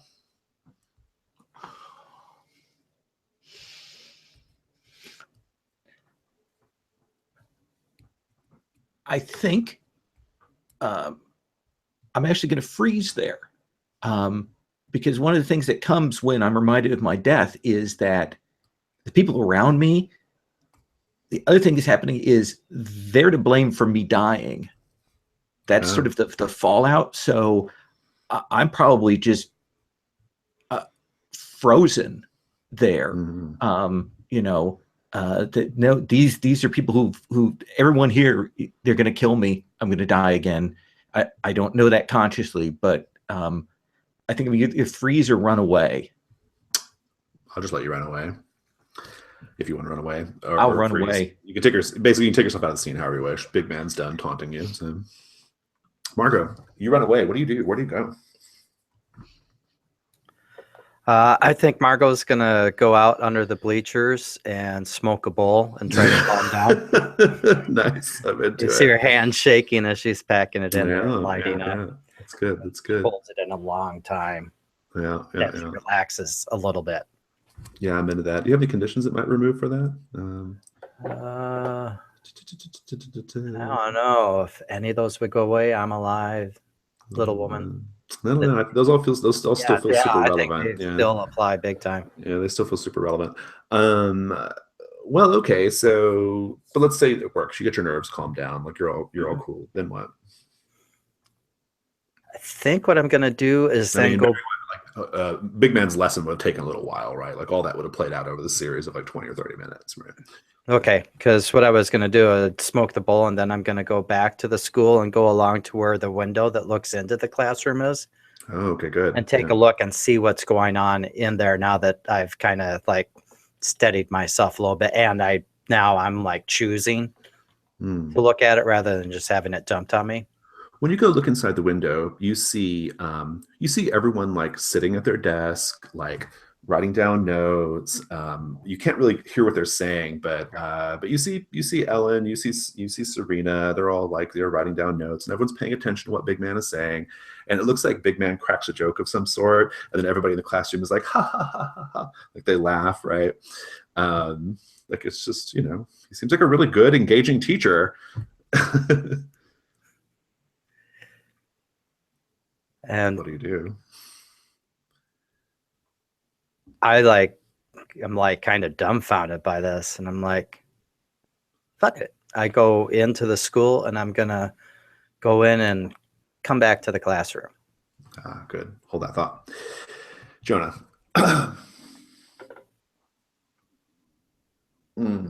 You're not getting out of this, Mr. Special Agent Bellefontaine puts you in the passenger side seat of his SUV, and he kind of like pulls out, right? And he says, "So, young man, where were you headed?" You wouldn't understand. Oh, I bet I would. Pulling out. Come on, you can tell me.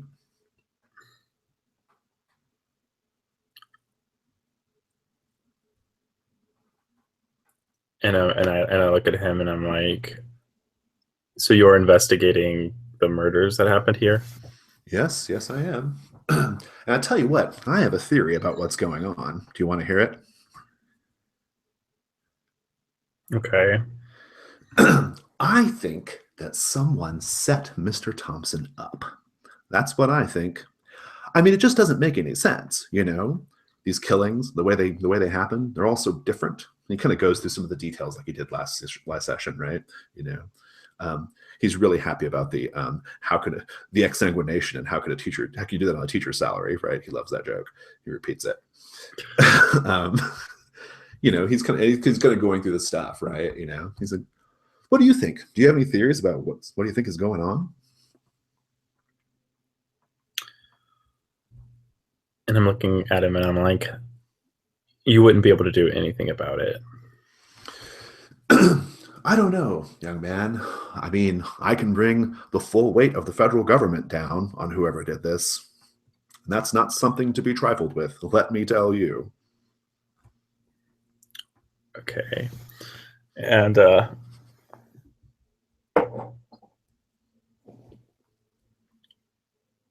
look at him and I'm like,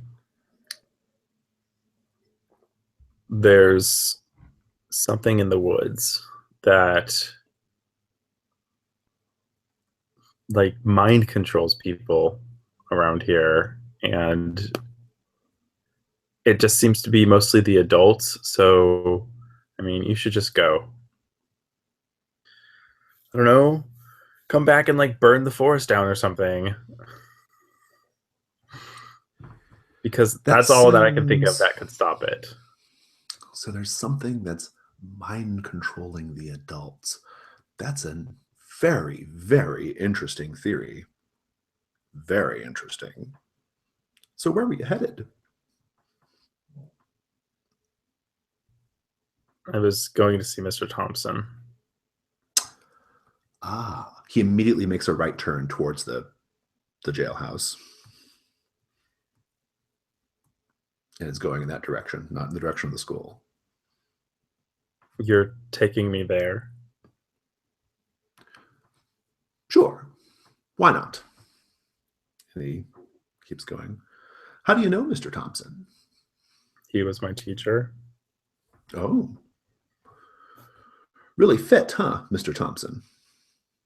Can tell he works out. Good shape. I guess so. Well, I don't really work out.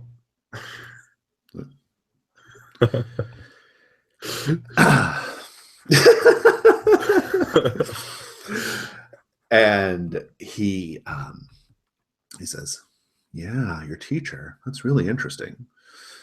And he like pulls up to the parking lot of the police station, and invites you to get out. Says, "We're going to go have a conversation with Mr. Thompson." And okay. He's just going to take you there. Are you going to go with us? Are you rolling with us? Yeah. Okay. Let's continue this roller coaster. He comes in, and I think the guy at the front desk, local cop, whatever, maybe you know him, someone's dad, right? Says, he kind of says what he intends to do. He wants to go like question Mr. Thompson. He's taking you with him, like, and all this other stuff.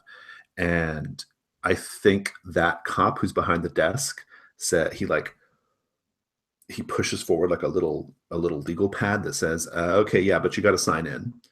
And Special Agent Bellefontaine, he says, "That's just like the locals, always getting up jumped about jurisdiction and who has control here. I'm so sick of it. If only we could just work together." He goes and he signs in, and then takes you to the back, escorts you back to the holding cell where they have Mr. Thompson.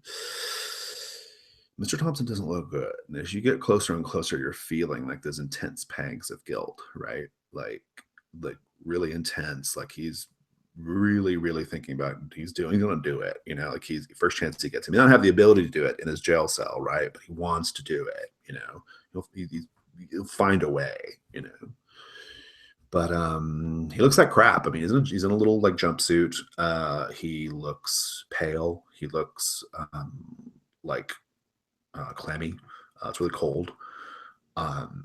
He is he just looks really disheveled and defeated, and he's kind of like sitting on the edge of his bunk, and his body is kind of like sunk in or whatever, and he looks up, and what do you say? What do you do?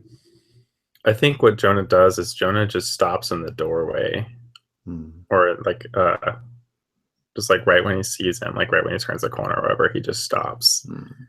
And he's not moving any closer.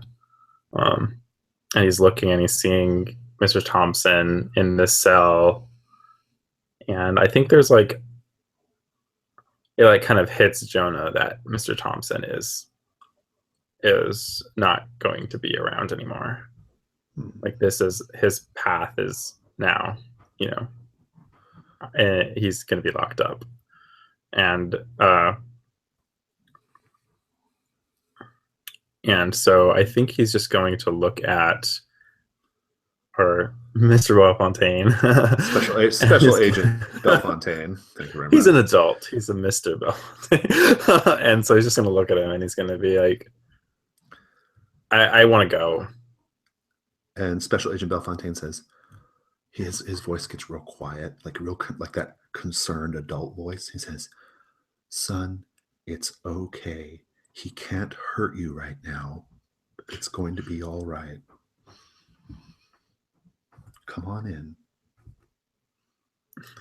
And I'll walk in hesitantly. And yeah, I just want to kind of get a feel. Mr. Thompson's obviously feeling like guilt, right? Oh yeah, yeah. Okay. And he's seen me at this point? Oh yeah. Okay. Yeah.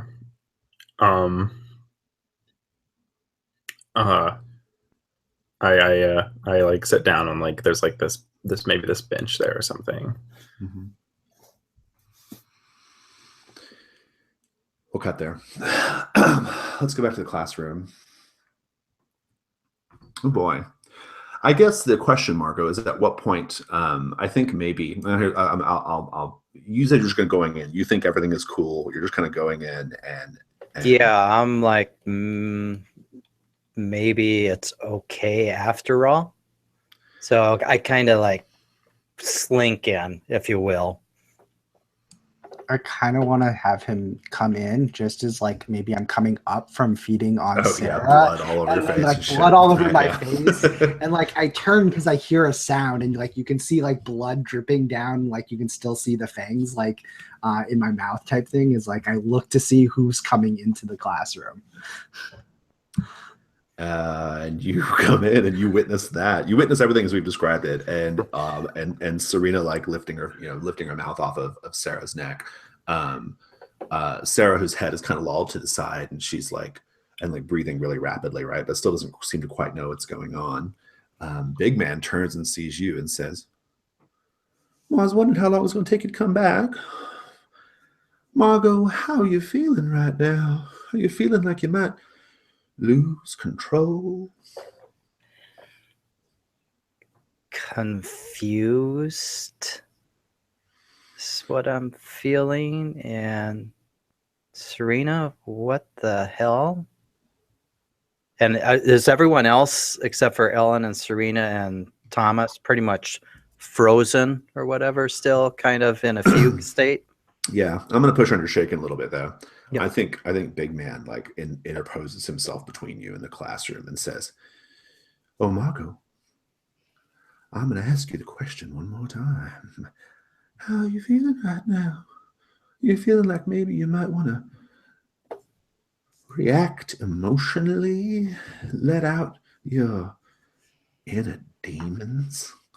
And you see me backing up against the wall, and I think you feel like you can feel. I think I'm gonna go. You can feel a little tingle. I'm gonna go the partial darkest self, where I've said, I can just kind of like do this thing where I Hulk out without the full transformation. Right. Yeah, just leave me alone. He's like, leave them alone. He says, "Margot, if you out of character, if you wolf out right now, what would you do?" What would I do? I would probably attempt to go after him, which I assume is going to be 100% ineffectual. And like if he tosses me back off on some poor civilian, that probably won't be too good for them. Well, so maybe are you going to try to keep it together and not wolf out, or are you? I'm halfway there, and so I might go after him. And then if he tosses me off, then it'd be like, I think we should keep your cool. And if I fail that, then it's bad news for whoever's in here. Okay. So you're kind of like in that middle state of like, this could. Yeah, I can still kind of think. Yeah, you're going to lash out at him, but try to keep it together. Okay, I'm into that. I like that a lot. Lash out physically. All right.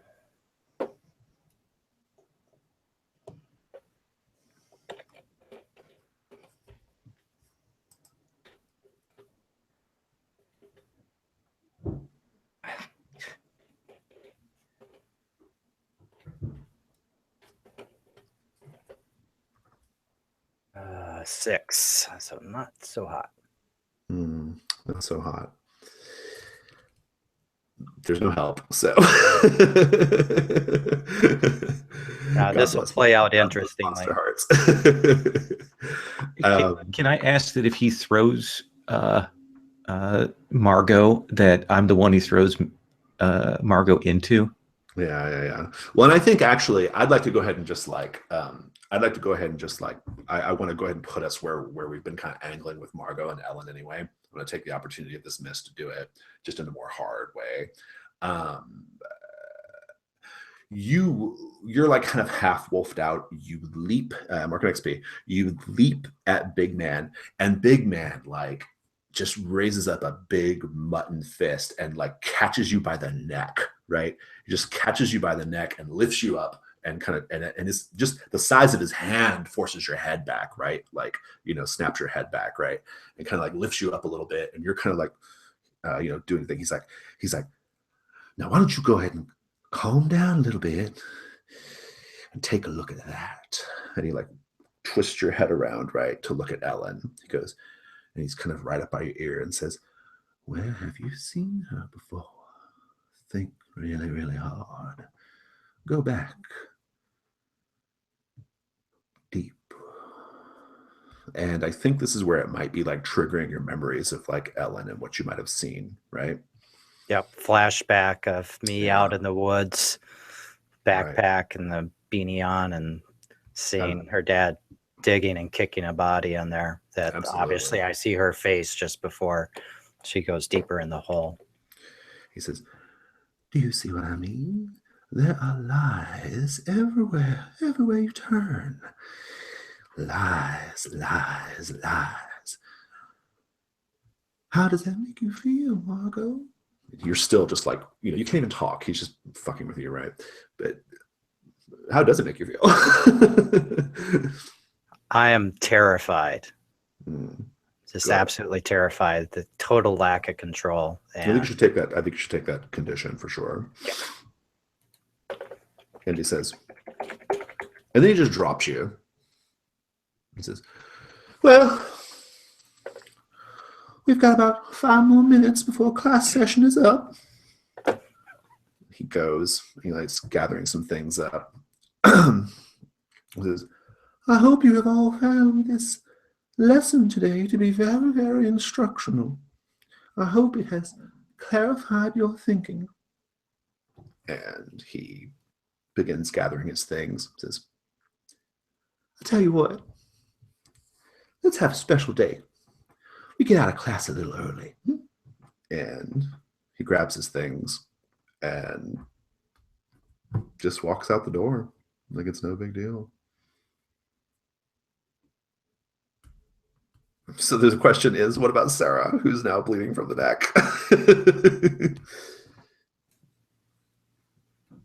I think as soon as like Big Man like walks out, and she's like bleeding from the neck, like I'm probably doing everything I can to try to keep her like alive and like maybe putting pressure on her neck, and like as soon as she snaps out of it, and like helping her clean up, and like when she like becomes like conscious, and I'm like, are you okay? Like we should go to the nurse. Like let me walk you there. I think you need like orange juice or like a cookie or like how are you going to explain the bite marks in her neck? No idea yet.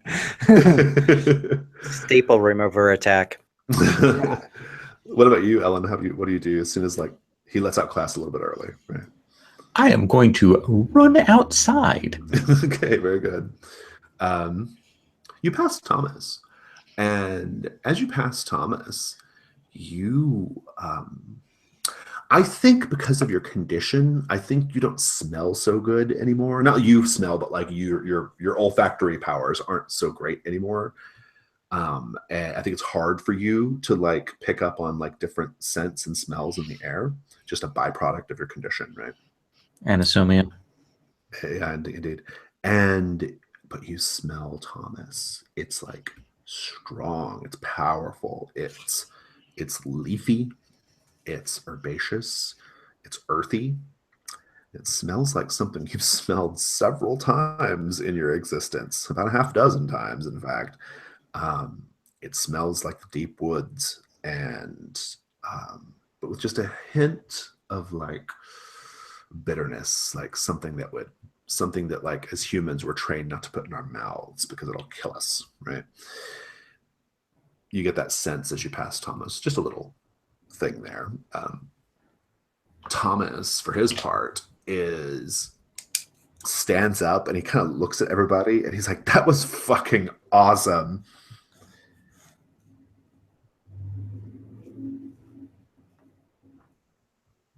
Where do you run to, Ellen? Where do you go?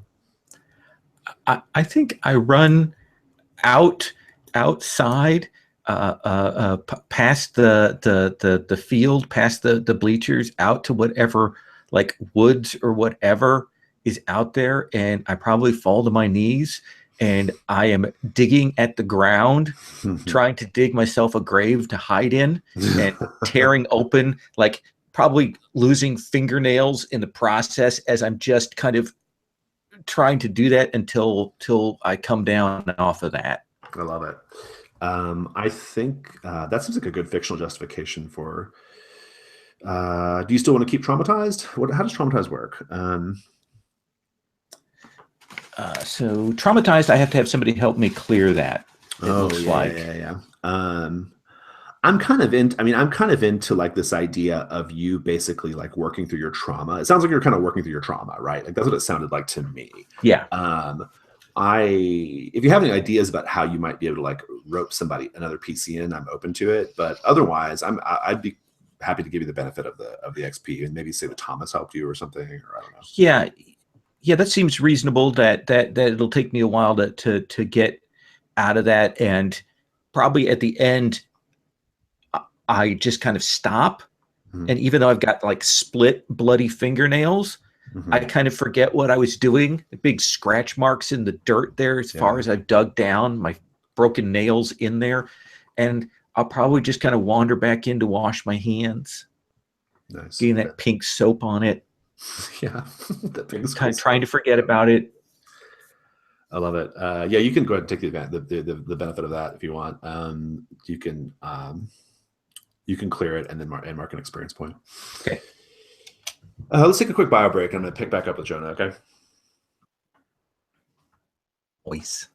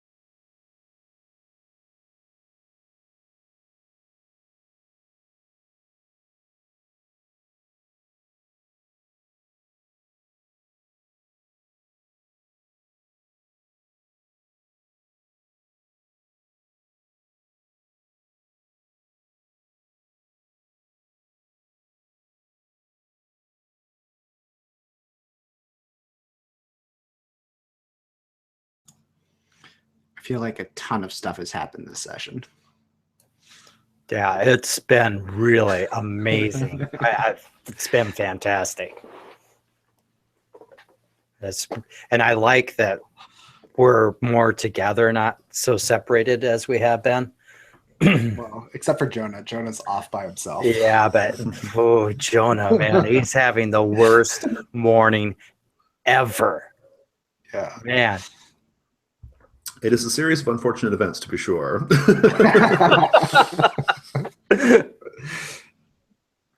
It's only about to get more unfortunate, unfortunately. Unfortunately, for Jonah. Jonah. I'm going to frame up the scene thusly. You are sitting on this like bench, probably like maybe 10 or 15 paces away, opposite wall of the cells, right? There's no other person in any of the other holding cells. It's just Mr. Thompson and you and Special Agent Edward Bellefontaine. And Bellefontaine, like,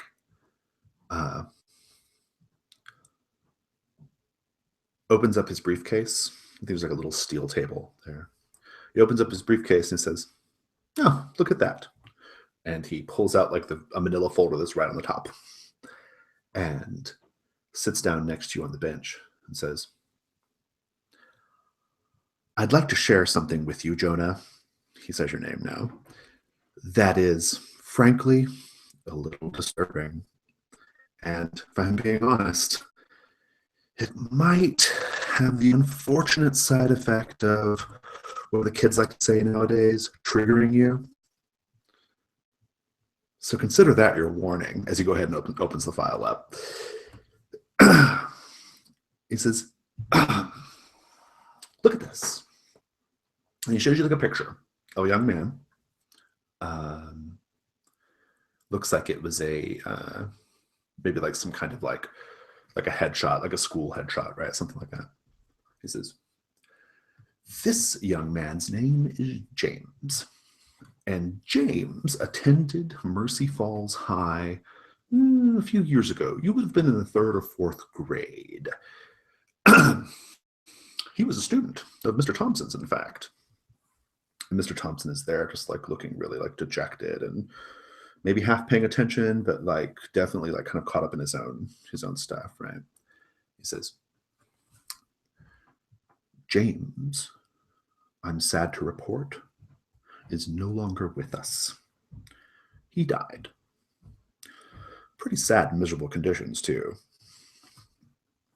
But James was a victim of Mr. Thompson. And when I say victim, I think you know what I'm talking about, right, Jonah?"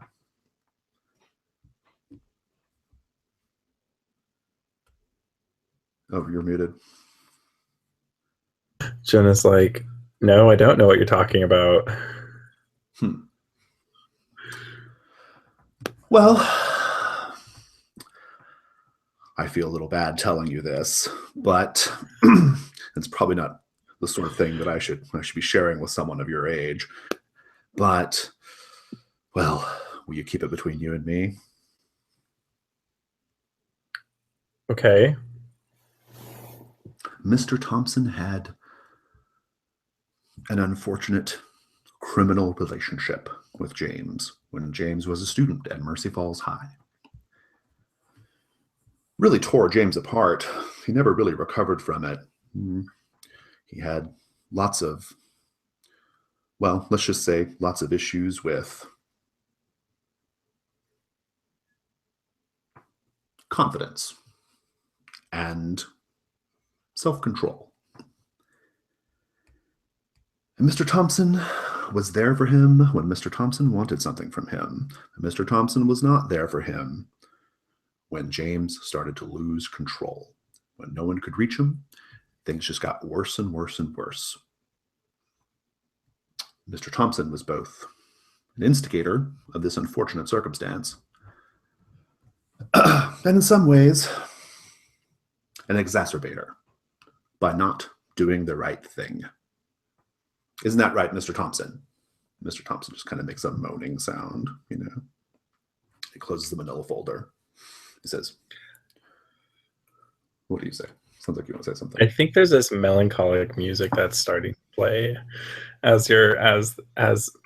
Belfontaine is saying this, and I think Jonah is watching Mr. Thompson as well during this, and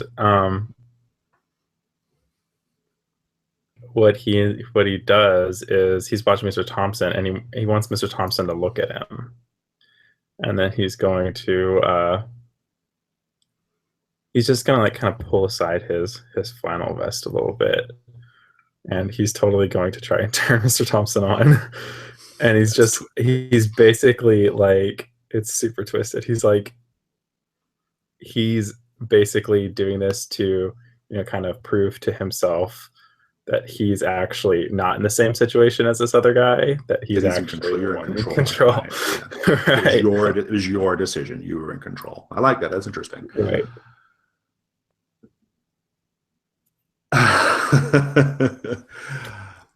I'm into it. Do it. We'll turn someone on. This is 100% fucked, by the way, but I'm into it. I got an 11.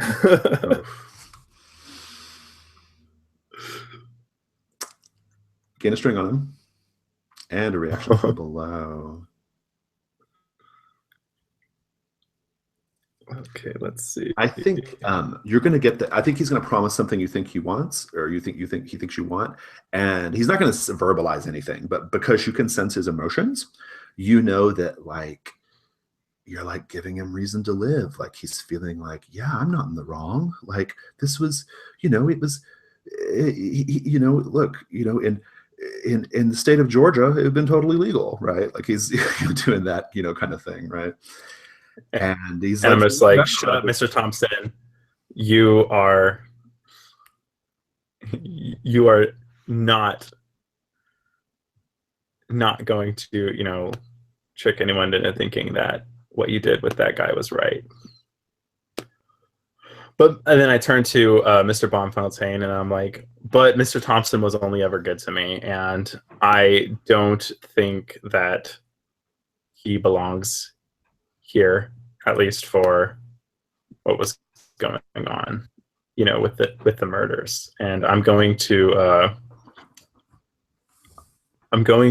use bot loyalty, which is a move I have, to give Agent Belfontaine a string on me, in order to, and what I say to him is like, I want you to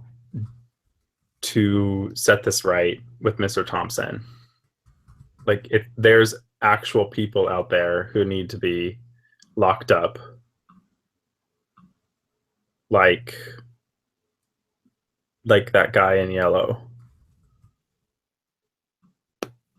But then I look at Mr. Thompson and I'm like, but Mr. Thompson is harmless. Agent Belfontaine considers you very quizzically. And he says, son, Mr. Thompson committed a very, very serious crime.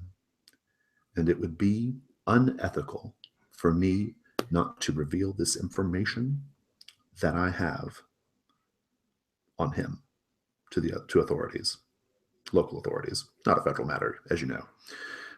He'll go into those various statutes if you wish, but assuming. And I look at him. Explanation. He says, but, and he closes the manila folder and he says, maybe we'll revisit that at a later time. Right now, we have other very serious crimes that are, frankly, of more concern to the federal government to deal with. And he sets the manila folder down on the top of his case and he shuts it. And he says, he looks at you and he has a string on you, which I think is super interesting right now because it implies that he has some like hold on you in some way, right? Some kind of emotional hold. And I'm just gonna go to like the natural like place. He's seen you undress. He has he's like kind of been like in the middle of this like weird tension with you and Mr. Thompson, And I think like knowing those things about him, no matter what his intentions are, he like just fixes you like with really, really like warm, considerate eye contact and says, we're going to get to the bottom of this, son. We're going to release this town from the grip of terror. And he gets up and takes his case and says, I assume you can figure your way back to school. There's still 2 hours left in the school day. You're just going to leave me here? He's like, yeah, I'm not going back that direction. So fine, but look, if you're looking to get who's responsible for those murders, I'm telling you, you have to go for that old guy, that big old guy in yellow, and you have to go for Margot because she's a monster. Just throw Margot under the bus. He's like, hey, thanks for the tip. And then he leaves you. Great. We've got 15 minutes left. Let's try to have like one more scene with at least Serina and Margot, or Serina and or Margot. And then if we have time, maybe one more with Ellen. Serina, you take, I think Sarah, let's have a scene with Sarah. Sarah's like, Serina, what happened? What's going on? And so like as she is kind of like looking me for answers, is like I'm trying to like care for her wounds, and like I probably have like something that like a handkerchief or something like that I'm like trying to like clean up the blood, and maybe I'm like holding it like to her neck and like take her hand to like have her hold it to her neck so the bleeding stops type thing. And I think it's the very tropey, oh yeah, a scarf would be perfect. Yeah, perfect. Yeah. And so like I hold it to her neck and put her hand there, and like it's the very tropey vampire thing is like as I'm holding her hand to her neck, like I'm staring in her eyes, and it's totally going to be like the hypnotized thing again of that's like some Vampire Diary shit right there. Oh yeah, totally Vampire Diaries. So like I look at her, I'm like, I think I stare, I'm like, everything's fine. You just had a little bit of like something with like trauma or like seizure type thing. You're going to talk to your parents about maybe like getting like epilepsy or checked out things. But like for right now, you're fine. You just need a little bit of food, a little bit of like sugar to get things back going. And I'm just walking with you to the nurse to make sure that you can take the rest of the day easy type thing. She has no strings on you, so you can do the hypnotic move if you want. Cool. Let's do it.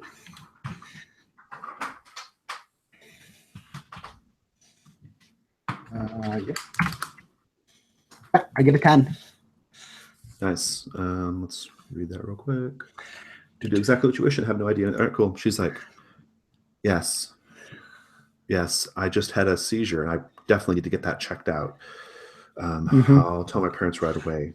And she's like, she kind of pulls the scarf a little tighter around her neck, which is kind of what you need her to do, right? Like not exactly. Show the scar, right?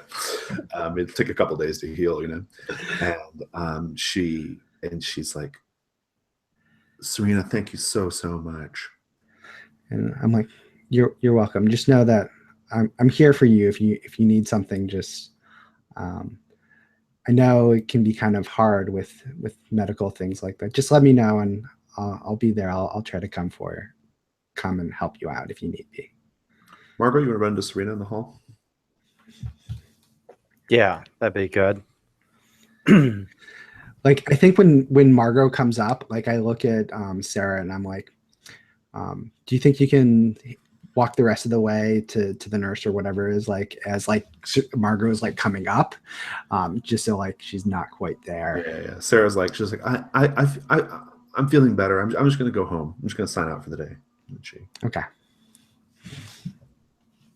And then so like, and I turn to Margot and I kind of look at her and I'm like, so I think we both know each other's secrets now. Yeah, I think we do. We should make a movie together. We should. We don't have to be on the opposite ends, just like. Well, not right now while Big Man's around, I hope. Little detail, you can see like red marks, like where Big Man's I'm hand bruised was around up, her neck. kind of. Yeah, he did that to the back of my neck that other I time. know, yeah. Yep. I don't have any particular fondness for him, but it seems like you're in a way worse off position with him than I am. He's talking about, like, I don't know, like getting rid of all the lies.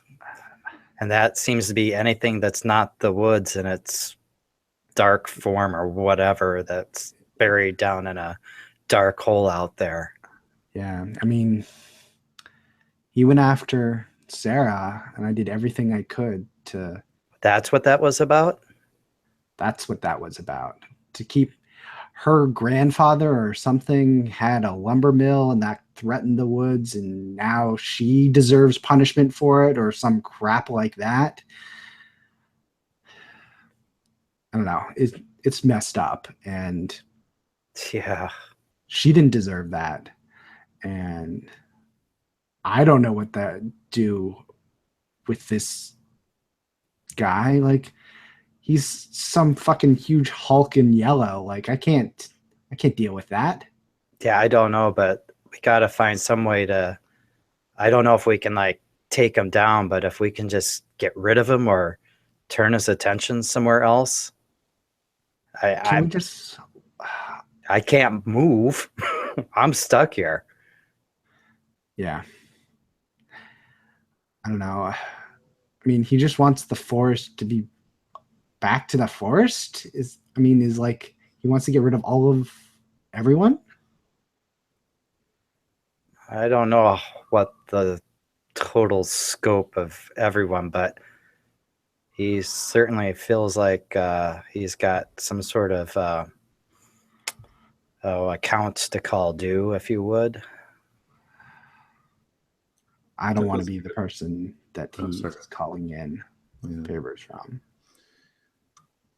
Indeed. I think that feels like a good place to end the scene. It feels like you guys are kind of like connecting, talking about like what's going on. You're almost common cause, right? Which is good. Yeah. Yep. Final scene. Ellen, you've just finished having your freak out, which is making you feel better, right? And you're composing yourself. If you don't mind, I'd like to retcon, like maybe like before you head back to school with like cracked fingernails. I'd like to retcon and have you back in the woods for just a moment, post scratching and stuff, right, on the grave. And a little ways deeper into the woods, you hear sobbing, crying. Sounds like a man crying. Like, what do you do? Oh, well, I have to go watch. Yeah. You get closer to the sobbing. And as you go deeper into the woods, closer to this crying, you occasionally cast your eyes down to the ground and you see like arrangements of rocks and maybe a little path, maybe like some other thing on the ground, like something scratched out on the ground that like, it's like giving you flashes of like, I've seen this before. I've seen this before. I've seen this before. This like little trail almost as you're kind of like working your way deeper into the forest. And you eventually get to where the sobbing is coming from. You see that their back is turned to you, so you can't see who it is, but they're crying, they're sobbing. They're on their knees, hunkered down, in front of what appears to be, there's like a tree and like what appears to be like a conspicuously arranged pile of leaves, right? Like mounted up at the base of the tree. And his hand is kind of like fallen down to the side, and he has like a bouquet of flowers like in his hand, you know, and he's just crying. And there's something scratched out on the tree trunk, almost like a tombstone, even like scratched out on the tree trunk. What do you do? I think this is weird enough. I'm actually going to walk forward slowly, ominously. And you see on the tree trunk scratched in there roughly, crudely, you wouldn't even notice it unless you were paying attention for it, but there is it says initials EG, loving daughter, and some years. I put my broken nailed hand on the shoulder and I say, "It's okay, Daddy. Let's go home." Boom. That's cut. All right.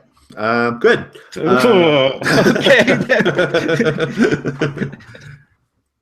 That was a good session. I really loved it. Very awesome. Fun, very twisted, very tangly.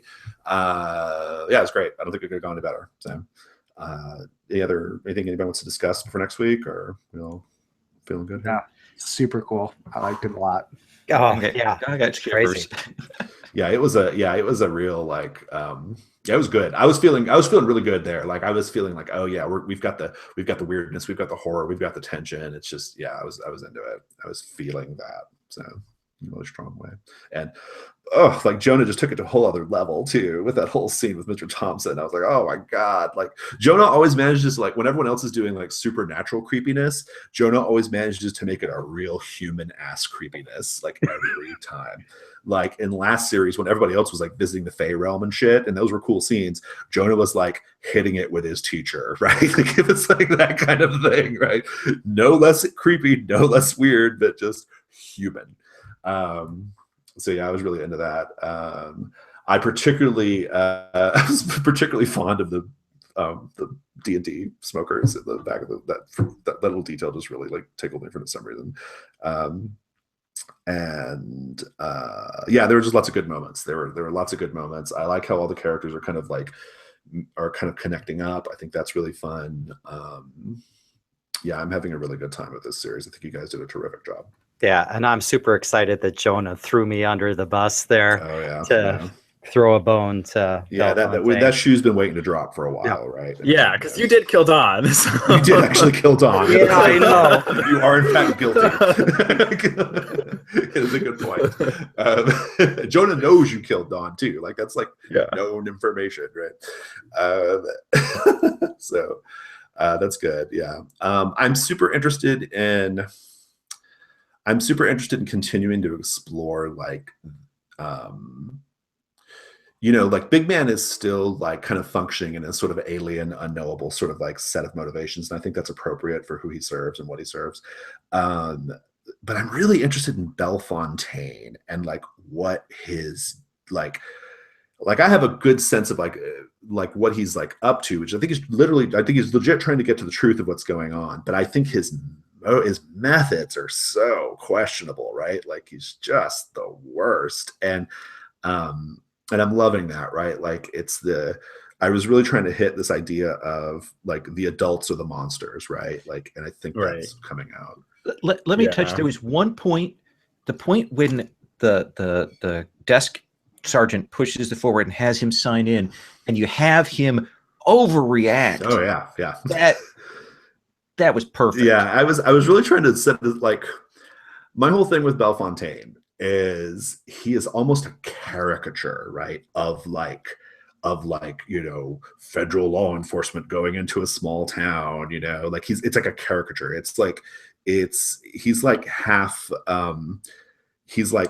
half Agent Dale Cooper and half like just outright parody, and so that felt right. Like it felt like a good like moment of like, you know, because that's the classic scene, right? You know, like the feds and the locals have jurisdiction, you know, pissing matches or whatever, right? And so he chooses to have that moment right then, like, you know, this like totally innocuous behavior. So yeah, I'm glad you picked up on that. I was really I was hitting that theme. I was trying to hit that theme with him.